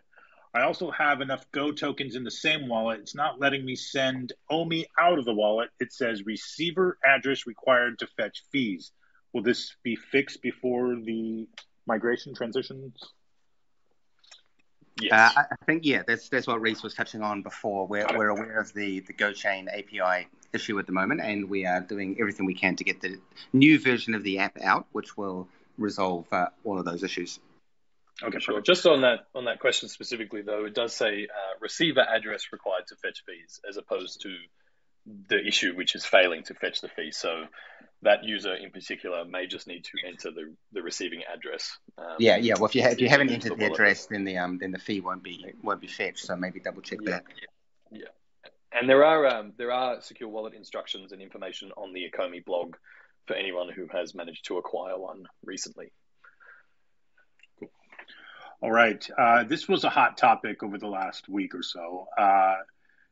Eighth Chameleon asks, is the number of editions of Marvel comic drops decided by VeVe or Marvel? And why was the decision made to limit the drop of Amazing Spider-Man 252 to so few editions? There was a lot of speculation and or assumptions made about who actually got that drop. Obviously, as you could probably tell by just looking at any of our tweets that particular day or week. Do we have? Do you want to speak on that, Dan? I mean, at the end of the day, we do collectibles, right? And collectibles are limited. And we've done many other drops before that are under 1,000. However, this was obviously the lowest comic run that we would ever put out. But we work very closely with Marvel on all of the edition runs, so it's not a decision that we make. We work very closely with Marvel on those numbers. But it's you can expect and anticipate that over the course of 2022 that we more than likely will do very low limited runs again. From my perspective, it's I like doing these sort of lower run drops, whether it's a 10K or 1K. It just adds a bit of texture to the to the collectability out there, rather than all comics being available at 30,000 or whatever the standard number is. Adds just a little bit of texture where there's some sort of extra rare ones in there. And at the end of the day, if you're lucky in succeeding to get one, then it's a great thing. Yeah, and then obviously as we move into the drop queue system with constantly improving mechanics for security, etc., that is going to become I think a lot easier to swallow for people. And then just pure numbers, odds wise, it's will prevail in terms of understanding of why you didn't get that particular drop. Yeah, really, I think it was 1,000 out of like 100-some-thousand people trying to go for it. Exactly. Yeah, I think that's the main thing. If you're going to take away anything, around this topic, it is that you are competing with so many users out there. It's not that anything's gone wrong with the platform or anything. There is just massive competition. Yep. Okay, great. Nebajosa asks, front camera and AR, will we have that option? How is occlusion implementation progressing? That is progressing very well, and in fact, the occlusion is actually done, but it has been a little bit lower down the priority list of all of the other features that we're working on at the moment. But coming into Q1, I was speaking with the Unity development team the other day, and that's something that we're going to progress this quarter, along with integrated into that feature update will be the front camera as well, because hey, we all want to take a photo with our Donnie. With our Donnie, I wish. So just quickly, so for people who don't know what occlusion is, can you just give a quick recap on that feature? Yeah, great point actually. So occlusion basically means that it will allow you to place any 3D object when in augmented reality behind another object. So, for example, if I was to, the perfect example is a selfie. So right now, whenever you drop a collectible in augmented reality, that will always be the foremost thing in the camera. So you can't really do a selfie with them with the character behind you.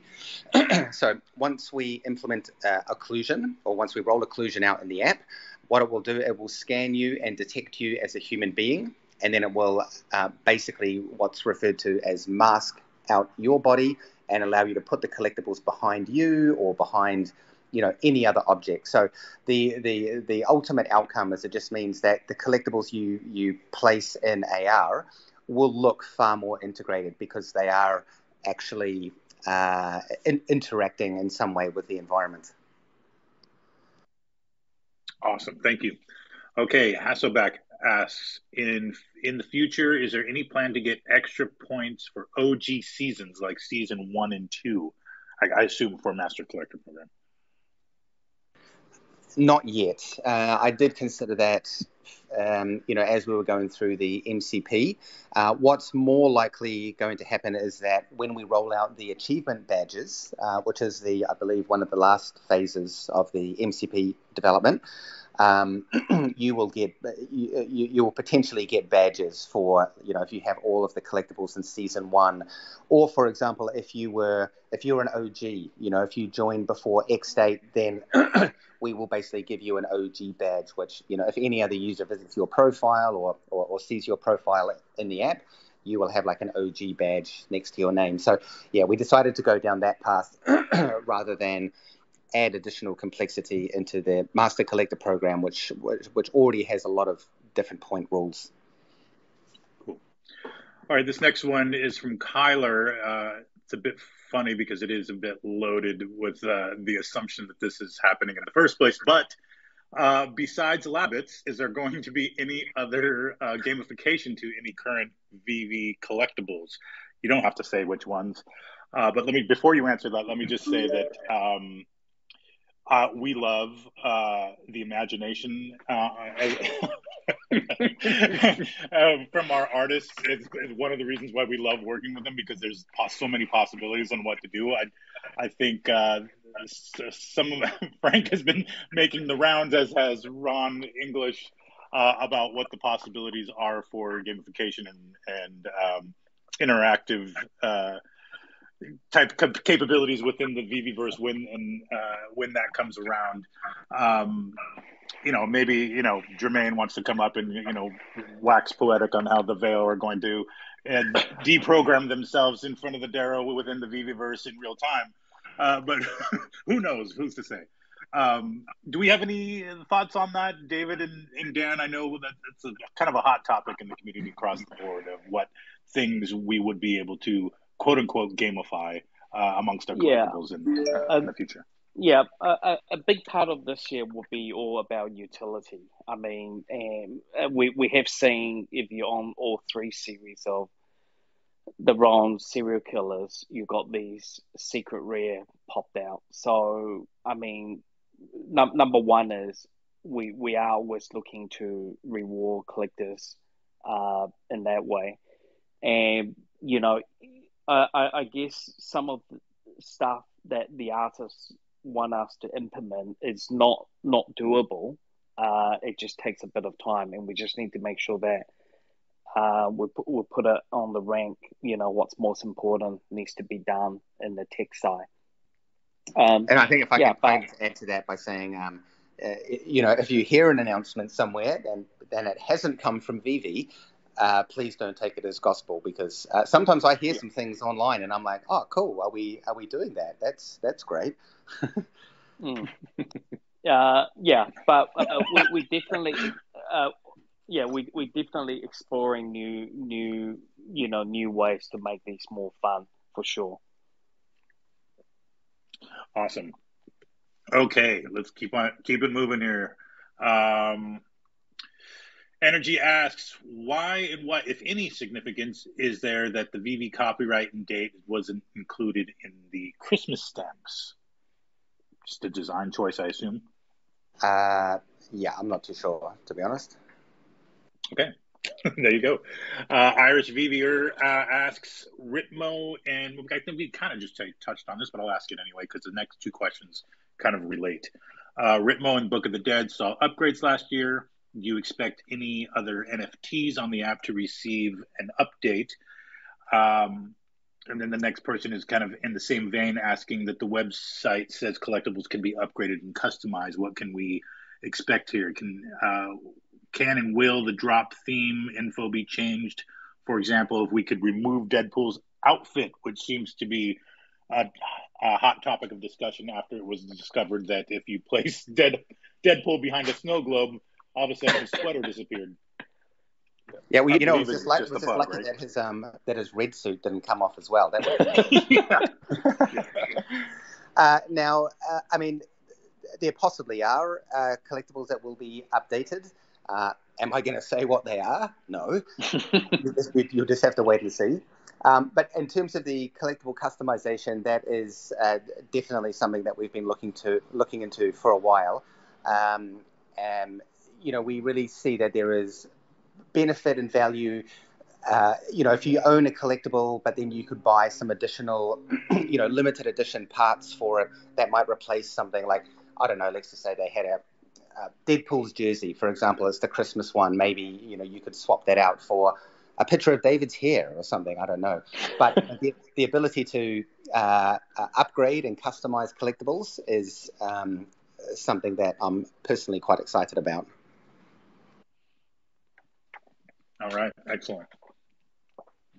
Kip asks, I know we have car NFTs coming, but are there any plans for famous ship collectibles in the future, like Titanic, Hood, Bismarck, or Nimitz, etc., or aircraft? I know we've already kind of debuted aircraft of sorts, USS Enterprise and the Bond glider. But David, any thoughts on actual real-life representations of ships or aircraft on VeVe? Yeah. I mean, it is definitely a category that we will look at. There are a few other things that we want to work through it before we get to the ships and the aircraft. There's always things that we think about, the scale and the size of it, but I guess they could be a collectible model kit. Yeah, so it's a possible. We'll look into it. We are busy rolling out the vehicle production, so there's a lot more to come in that category to be announced in 2022. Awesome. And for anybody who missed it, we had recently announced partnerships with Citroën and DS, French car manufacturers, for concept car NFTs, which will be super cool, very futuristic, and that's in addition to cars that we already have on the platform. And General Motors, which some people may have missed. Yes. Yeah. That was an old one. It's been around for a minute, but looking forward to getting those out in the wild. Okay, keeping it moving here. Just in interest of time, I have a question for David specifically. As a collector, do you consider Journey into Mystery the first appearance of Stan Lee, Steve Ditko, and Jack Kirby on VeVe? Yeah. I mean, we always constantly in talks with IP owners, and definitely these talents are top of our priority list. So we have communications with them. We just need to think, the relevant and how we bring it back. One of the major things what we trying to do is with the NFT, and I mean, yesterday I read a whole article in New York Times about, BTS announcing their NFT, or they want to look into the NFT, and the major hit back from their fans, want to boycott the concerts and all that. And we at VeVe, we really want to respect the states of some of these talents, artists, and just ensuring that we can curate a worthwhile, meaningful program, and to make sure products are collectible, as well as the same time as that they don't get any negative publicity. So that's always on top of our, as a light bulb when we do the overall thinking.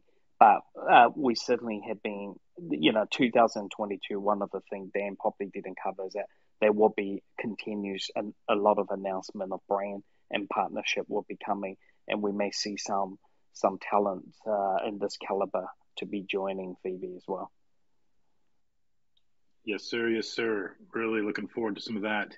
Okay, just a couple more, and then we'll get some people on stage. Dan, did you already cover comics and showrooms? No, I didn't, but that is another feature that is coming very close to the end of development now.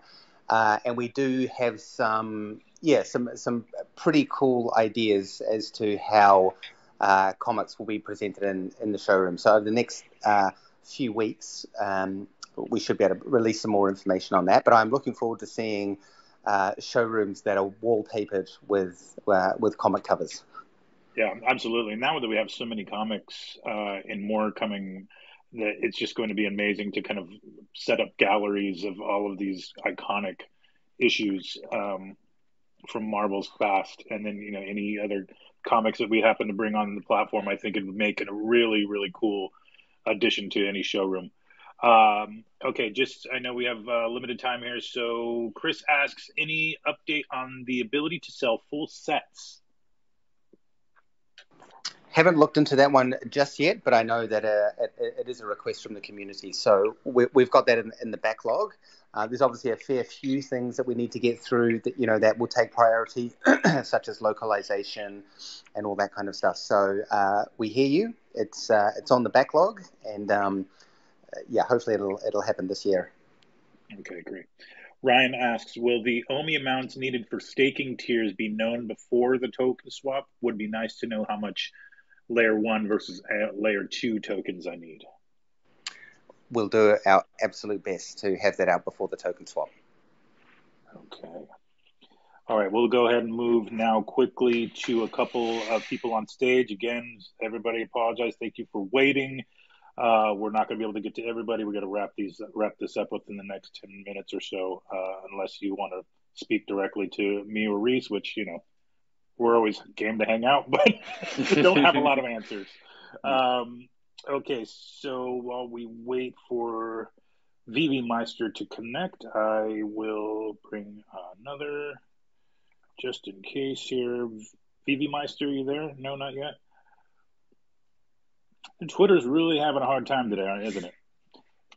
Yeah, I think there's an app update that may be preventing people okay. From connecting. All right, so let me... Blockchain up here? Yeah, I can get Block up here. What's up, Block? You mean blockchain? Oh, there you are. Oh, Blockchain. I thought you said blockchain, Rick James. Oh, that's right. Now we got both. Hi, guys. Blockchain. Hi. Hi. Sorry. Long time VeVe collector and big Jermaine Rogers fan. I have two things. One is probably elephant in my room, and I'm sorry if this has already been addressed earlier, around the MTL. Once it gets rolled out, will the KYC AML process only be required for users who want to cash out, or be applicable for everyone? And that being said, will new users be required to KYC as part of the onboarding process? Yes, you will be required to AML KYC for cash out. Yep. The AML KYC for users in the app, we are still working through exactly how we're going to do that. In the future, there will absolutely be KYC and AML, especially around the market. Mm-hmm. However, there's a fine balance that we have to find between onboarding new users and making sure that the app and everyone in the app stays safe and secure. So, I don't have any other further details on that at the moment. Fair enough. And I've got another question, another suggestion around the waiting room drop queue. Have you looked at putting like a capture when you're selecting the users to join the waiting room, just to make sure they're not like bots? The thing is about a capture is literally the lowest and most ineffective form of bot protection. So I know a lot of users accuse us of, you don't even have a capture, you're not even protecting anyone. But the reality is there is a capture in there, and the capture will only show up if it deems you as a low-risk threat. If you're a high-risk threat, then your account is going to be immediately banned. But just so everyone knows, captures virtually do nothing. So it's more than likely no, we're not going to implement that. Okay, no worries. That's all I had, guys. Thank you. Thank you very much for joining. Let's see. VeVe Meister is not able to connect, unfortunately. I'm sorry, VeVe Meister. Blockchain, Rick James, what's up? What's going on? Thanks, guys, for the time. I'll try to make it quick. My question is about interoperability. one of the things that's been going on within the app and the community is development of sub-communities. One community that's come about is the Omikongs, which is around the Little Friends apes. And we've developed a social network and almost like a social club. And in doing so, we've used your relationships that you've opened up with these different artists. This weekend, Frank Kozik is creating some 2D derivatives for the community, for the Kong holders. And what we wanted to know is, will we be able to use this 2D art that Frank is creating for us in our pods or houses in the VeVeverse? We are definitely looking at ways within the showrooms, etc., to bring in outside NFTs. I mean, at the end of the day, if you have a showroom to showcase your NFTs, both David and I think it would be awesome if you can, bring in a picture of your Bored Apes or, of a Kozak or a Jermaine community drop. So it is definitely on our radar. We need to get through a few features first, but that is definitely on our list. And my follow-up question would be, do either or any of you guys own one? Own the ape. Own the Little Friends ape. Oh, I think I had one given to me. I think I have a silver one. I'm not sure. I think I have a standard one. Do you want to give me one? I want to give you. We will. If you have one, we'd like to customize one for you. I mean, if you look throughout the crowd in this AMA, you'll see a bunch of different Kongs, excuse me, that have been customized, and people have turned them into different PFPs. As you can see, mine has the rainbow vomiting rabbit as Kozik describes it. But you'll see, how everybody in the community has decided to take this ape and customize and make it their own, and it's become a fun little project within the community. Yeah, I have to do my one for sure. I did see all the apes, and I was like, what's going on there? So thanks for the explanation. Thanks, Buck. Let's move on quickly to Beam Me Up, Scotty. What's up? Hey guys, thank you for having me on. Quick question. I know we're running out of the time, but I wanted to ask to do with comics. Could we ever expect seeing anything other than Marvel, like perhaps DC or Star Wars comics coming? Yeah. The short answer is yes. I mean, the comic collectible was a proof of concept to see how it will run. If there's an audience for it. Definitely, the whole comic section in 222 will be going under a new revamp again. So you'll start to see, other publishers and independents will be coming on board. Perfect. I love to hear that. Thank you, guys. Hey, I'm sorry to interrupt. I've got to jump into a meeting, guys. So just want to say thank you very much for joining in, and for all your support, everything through 2021. What a bloody crazy year. And I'm sure 2022 is going to be equally as exciting. So thanks, everyone. Sorry, I need to bounce a bit early. All good. We're just going to wrap up. Okay. I'll stay on for 15 more minutes, maybe 4 or 5 more questions. Perfect. All right, that's helpful. Yeah. All right, well, let's move on then to Heather. Hello, Heather. Hi. I was speaking with the VVN3 Corey Old Rhubarb, and we had some questions specifically about the bots. We talked earlier about how you guys are tracking and that you're disabling accounts. If you disable accounts that have been seen as bot activity, what happens to the NFTs that they had in those collections? Do those get taken back by you guys and then maybe put back in circulation another time? Are they essentially burned? Just what happens to NFTs when accounts are removed from the site? Okay, so number one is, the collectible that some of the user had built up, if not hundreds of thousands of collectibles. We put them in restricted mode, and basically we speak to them. They need to go through a KYC, prove that they're the actual user. A main thing is the bot's not really just try to get ahead of people, but it's also a security measure. We want to make sure we block everything. Not just for the block, any other security issue. So number one is we don't keep your collectibles unless when we look at your account and there's clearly just one collectibles and it is all going into one master account. We're tracking them, we're learning them. If your account's not been banned today, it's because we're still monitoring and learning. And basically the whole idea coming up is we will be confiscating these and refunding you the gem back, and they will go into the pool when we do price giveaway, like we did with the Lucky Wheel, Fortune Wheel, and Christmas time. It'll go into prices for the community. Awesome. Thank you so much for that. All right. Thank you, Heather. Let's move on now to a couple more. Twitter's really struggling today, so forgive me, everybody. Filmer, get a couple up at the same time, so just in case. Hey guys, how's it going? Thank you for bringing me up, and I really it. appreciate it. I just have a quick question regarding just future roadmap of VeVe. I love just the aspect you guys have going on with the augmented reality, and I think that's something that I think a lot of companies are going to play catch up with. I have a question regarding like the future.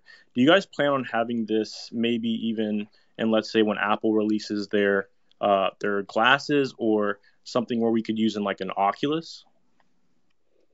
Yeah, so we do work quite closely with Apple. We on almost weekly communication to their executive team and looking at their product rollout. Obviously, we've been mindful of all these very new early stage what they're bringing out, but definitely the AR, VR, wearable device is something that we really do believe in. And I think Samsung recently announced that there will be a series of TV that will be rolling out this year that will have the capability to able to receive NFTs and display on actual TV screen. So as long as these companies have a good API for us to integrate, we definitely will be looking forward to it. And this is all part of that experiment and utility that we want to give to our fans and these NFT holders. So definitely we explore not just in the AR but in any other devices out there. No, I really appreciate that answer. Thank you. Just one more follow-up question with that. Will that be something that's more or less like on the web version? So is it going to be, because I've heard stuff in the past where VeVe is basically the marketplace for the VeVeverse. So would that be something where it's on a main platform like the web? No, it will also be on your phone for sure. I mean, the inclusion coming out and all these are via your phone. So, I mean, most of the AR will be tablets, phone, and I guess anything that's wearable, will be more with the web, obviously. Just you need that computer to really power that up with the Oculus you have. Awesome. That answered it. Thank you so much, David. I really appreciate it. No problem. All right. Thank you. Let's move on to Naked Whale. David, thanks for having me up. A quick question I'd like to ask you about the burning of collectibles and comics. It was mentioned in the OMI program, and I just wondered if you could give us any details at all about how that might work, if we'll get rewarded based on rarity or mint number. Can you give us anything? Yeah, not yet, not in this year. I mean, when we were thinking about the collectible years ago, we were always thinking, if we have a digital black hole where people can just start burning their collectibles and someone would be tracking, the circulation will just continue to decrease. And with comic, we touched a little bit last year on, if when you read them, the user read them, were we able to start seeing increases on the page? So when a collectible a common or a super secret rare slowly will deteriorate, and then you don't have a mint condition.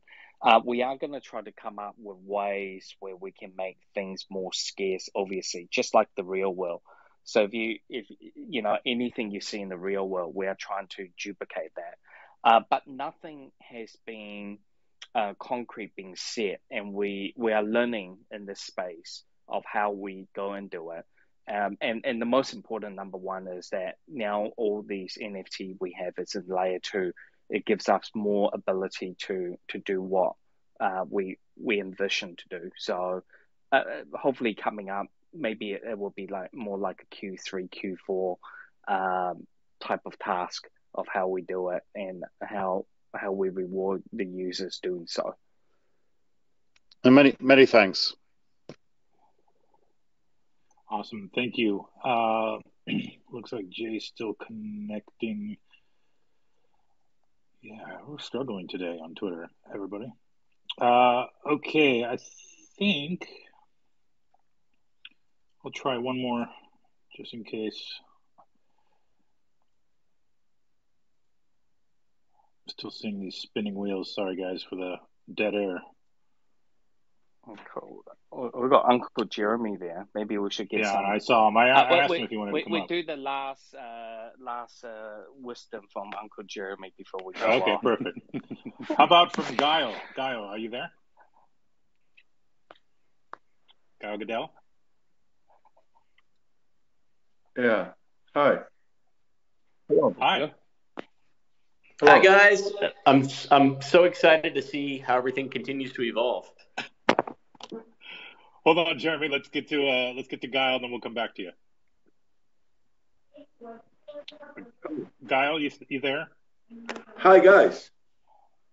Yes. Yeah. Hi, we can hear you. This is my first time speaking in a AMA, right? I'm a Latin guy, as you can hear on my accent. I'm a proudly member of one of the Latin groups on Telegram, and I'm very happy for that. My question is, I love the comics, and I would love to see it all of them on my showroom. So the question is, do we need like a shelf or something like a frame to see the comics on the showroom? Yeah, good question. So the showroom with the comic development is on the next on the rank. We want to make sure a couple things on the comic. Number one is how is the comic going to be displayed in your showroom? We didn't really want to have the cover just like an artwork. Otherwise, there'd be no reason why people will be buying the artwork, the 2D artwork in the frame, like we have released with James Bond or the Last Supper from Ron English.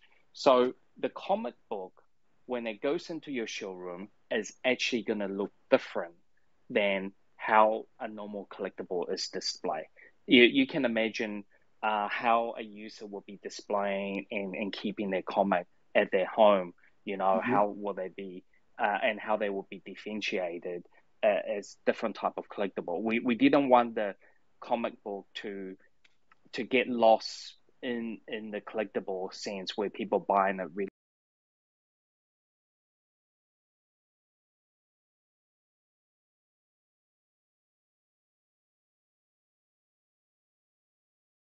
get approval if that's how we can turn it around. But yeah, it will be there soon, and we want to make sure that it really represents as a comic in that showroom.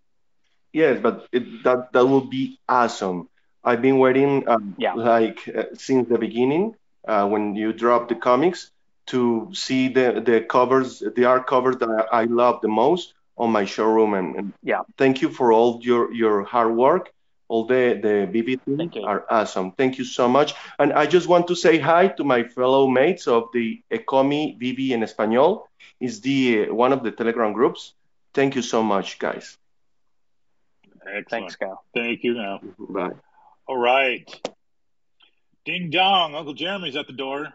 Uncle Jeremy, somebody got a big promotion. That he did. Congratulations, good sir. Congratulations, Uncle Jeremy. Thank you very much. We sold our company to private equity in 2019, and whenever that happens, people watch the operators very closely to see whether they stick around or bolt. And to be honest, it was a great fit. So I was really thrilled to stick around. People who don't know me, I'm the chief brand officer at a company called Jazzwares. We're the global partner for Pokemon, Roblox, Fortnite, Cocomelon, et cetera, et cetera. We own something called Squishmallows, all these other brands. But actually, one of the reasons why I'm excited to talk to you guys is I actually think that it may be time to start thinking about how we can maybe do some physical products to accompany some of the things that you guys are doing. Uh-oh, snap. Fantastic. What do you think? I don't know. That seems like an interesting idea. David, what do you think about that? Yeah, definitely, 100%. We'll have to hit you up on the email. Okay. It's quite funny because the past 2 weeks, a lot of the physical toy company have reached out to us, and that's why we start using the word in the meetings called digital clone. So you basically get a clone of that physical toy with a digital. So there are a couple other major company have actually reached out. The top 2-3 toy company out there. Spinning some idea, but Jeremy, I definitely will be happy to connect. I think it is just going to happen anyway. One way or another. Absolutely, and often it comes down to who holds the relevant license, and obviously, I think one thing that a lot of us has learned a lot of over the last year, watching the way you guys operate, and people that weren't even necessarily educated on the way licensing works in general have learned that there's a lot of complexities when it comes to doing these types of deals.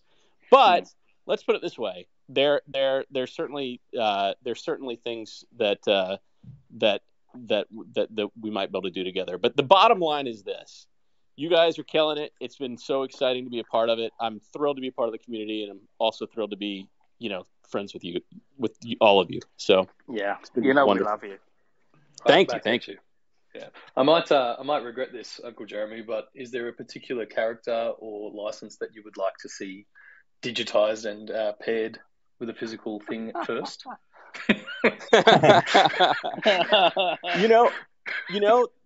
Interestingly enough, we should talk, because obviously, there's things in Marvel, Star Wars, even Tokidoki, where there's some overlap with stuff that we're doing. Yeah. So I think really, when it comes to your top toy companies, what you're going to find is it just depends on whether the licensor treats this category as separate from the traditional master toy deal or master collectible deal, or whether they see it as a new line item where they say NFT enabled product that may be on the blockchain. Anyways, there's stuff to talk about, obviously. But the point is that I think it's almost like in professional wrestling at some point, the fourth wall broke down. I think today the fourth wall is completely broken down between the people that are manufacturing product and the people that are collecting and enjoying the fruits of collectibles. And for me, I'm very comfortable talking about it in front of 2,500 people. Like, honestly, I think everyone should be in on it. Like, there's the more educated everybody else is on what the underlying process is and how all this stuff works, the better everybody is. So, agreed. Yeah, definitely. Yes. Thank you, Jeremy. Good and I'll ask, just to kind of chime in on the regret train with Reese. David, I'm not breaking any news here, but you've shared on your Instagram and somewhat recently that we might have a physical / digital counterpart somewhat soon. Do you have any updates on Rabbit Grin? Oh, yes. So basically, the shipment just started to land to different parts of our warehouse. And what we're doing, I told Dan it is very important that we minted on Immutable X Layer 2, and every single certificate has their mint number and their address on it, so that will be stuck on. And that certificate has already been pre-signed by Ron prior to Christmas. So and then we'll ship out together. We are trying to work out how we're going to release it because obviously, as you know, there's only 100 of each. They are a work of art. They come in a huge big box. They are very limited, and they're not our standard price of $69. They are very high end collectible pieces. The manufacturer went through. It took us about a year to manufacture these because how they had to powder coat, chrome, put it together, and every single piece is just amazingly beautifully done, and they're quite heavy. So yes, I can attest to that. Yeah, in coming weeks we will be. We will announce how we're going to sell it. It will have to be some lottery system for sure. And I believe that some of the participants who visit us at DCon got their name down. So maybe I should get that short list of you sometime and we have a look at it. Yep, I have it ready for you. There was a statement of interest sheet at DCon, and the actual rabbit grin, the gold rabbit grin, was on display for anybody who came to DCon or saw pictures from DCon. You can see that it is quite a stunning piece, not only physically, but the packaging, and to think that it is going to become paired with the digital NFT counterpart in a signed certificate around English makes this thing, beyond, limited and just incredible would be an incredible piece to own. So really looking forward to that. Cool. Yeah. I am just looking at this short list. For some reason, there's only one name on it, Alex Gonzalez. It's, I don't know what you're talking about. Yeah, there must be some mistake. There must be another Alex. All right. All right. Well, hey, Uncle Jeremy, thank you as always. Thank you. Joining the party. Thanks, Jeremy. You have a great 2022. Yes, absolutely. I can't wait to see what's next. And I'm going to read. I'm going to do what hundreds of thousands of people do and read the transcript of this so that I can understand what actually went down for the last couple hours here. Yes. Yeah. It'll take me a while now because this one was a doozy. It was a thick one. So give me some time and I'll get that out for you for sure tonight. Thank you. Amazing. All right. Let's get a couple more people on. We're done. Go ahead, David. Sorry.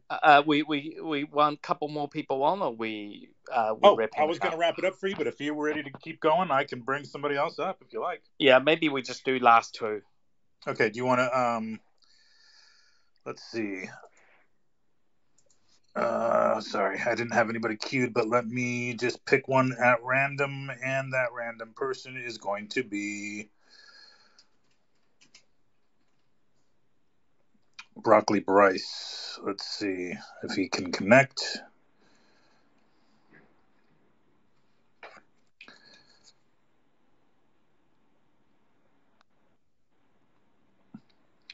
And just for old time's sake, let's get the man, the myth, the legend as well. Oh no, error adding. All right, so yeah, Twitter is definitely having some issues today, guys. Everybody, I think maybe we'll just instead of keep on trying, we'll just pull it there. I apologize, everybody in the queue. That said, look, there's a lot we covered today, so please stay tuned for the massive Twitter thread that we'll be doing in the hours following this, and then there will also be. I believe an audio archive in the Discord, if I'm not mistaken, if it didn't crap out like Twitter has been over the course of the day with a number of us. But yes, we'll have some kind of update and recap of today, including the people still asking when MTL, even though we covered it. Yes, we will recount what was said here in the Twitter thread recap. I want to thank everybody for joining. I know this was a long time to commit to a VeVe community update and AMA. And I want to reiterate our thanks and gratitude for everybody who's been rocking with us thus far and really is excited about the future. And we really are just at the tip of the iceberg. I mean, I can't state that enough. I know we say it a lot. We're just getting started. 2022 is going to be even bigger. And, we have all of you to thank for that. Is it David? Any parting words? No, yeah, like just follow on what Dan have said. We want to thank everyone for your continued support. It's been amazing 2021, and yeah, we're gonna work much harder this year. Yeah, we're already back on deck fully and taking meetings already. There has, I think, 15 or 20 meetings are done since New Year's already with the studios that we're partnering on. And stay tuned on some massive brand announcement partnerships in coming weeks.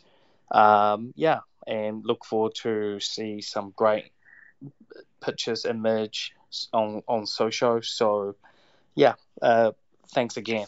I couldn't be any happier to start the year with this. Great. Thank you so much. And just to quickly recap again on the upcoming information sessions / AMA, we'll call them, on Discord and Twitter Spaces. Please follow Ecomi on Twitter for information on when we're going to hold those. We're going to be talking about token swap. For those of you who do hold OMI, and then we'll have some more information on what that means ultimately for new exchanges, etc. Don't have any of that information yet, obviously, but once we do the migration, that opens up the possibility for that to happen in the near term. Reese, anything to add there? No, that pretty much sums it up. I'll post some dates and times so everybody can join one of these sessions. As I said earlier, we'll run 4 between now and the migration date. They will all more or less be the same. So you only really need to make it to 1 of 4, and even then, it's only if you probably don't understand the process. Right. But for anyone who wants to brush up on their knowledge, feel free to join as well. Right. And it won't be like this where we expect to hold you hostage for 2.5 hours. Well, I might stick around anyway. We'll see. All right. Hey, let's party. Yeah. All right, everybody. That said, let's say goodbye. Thank you, everybody, again for joining. And we'll see you on the next one. Thanks, fam. Thank you. See you later. Stay safe.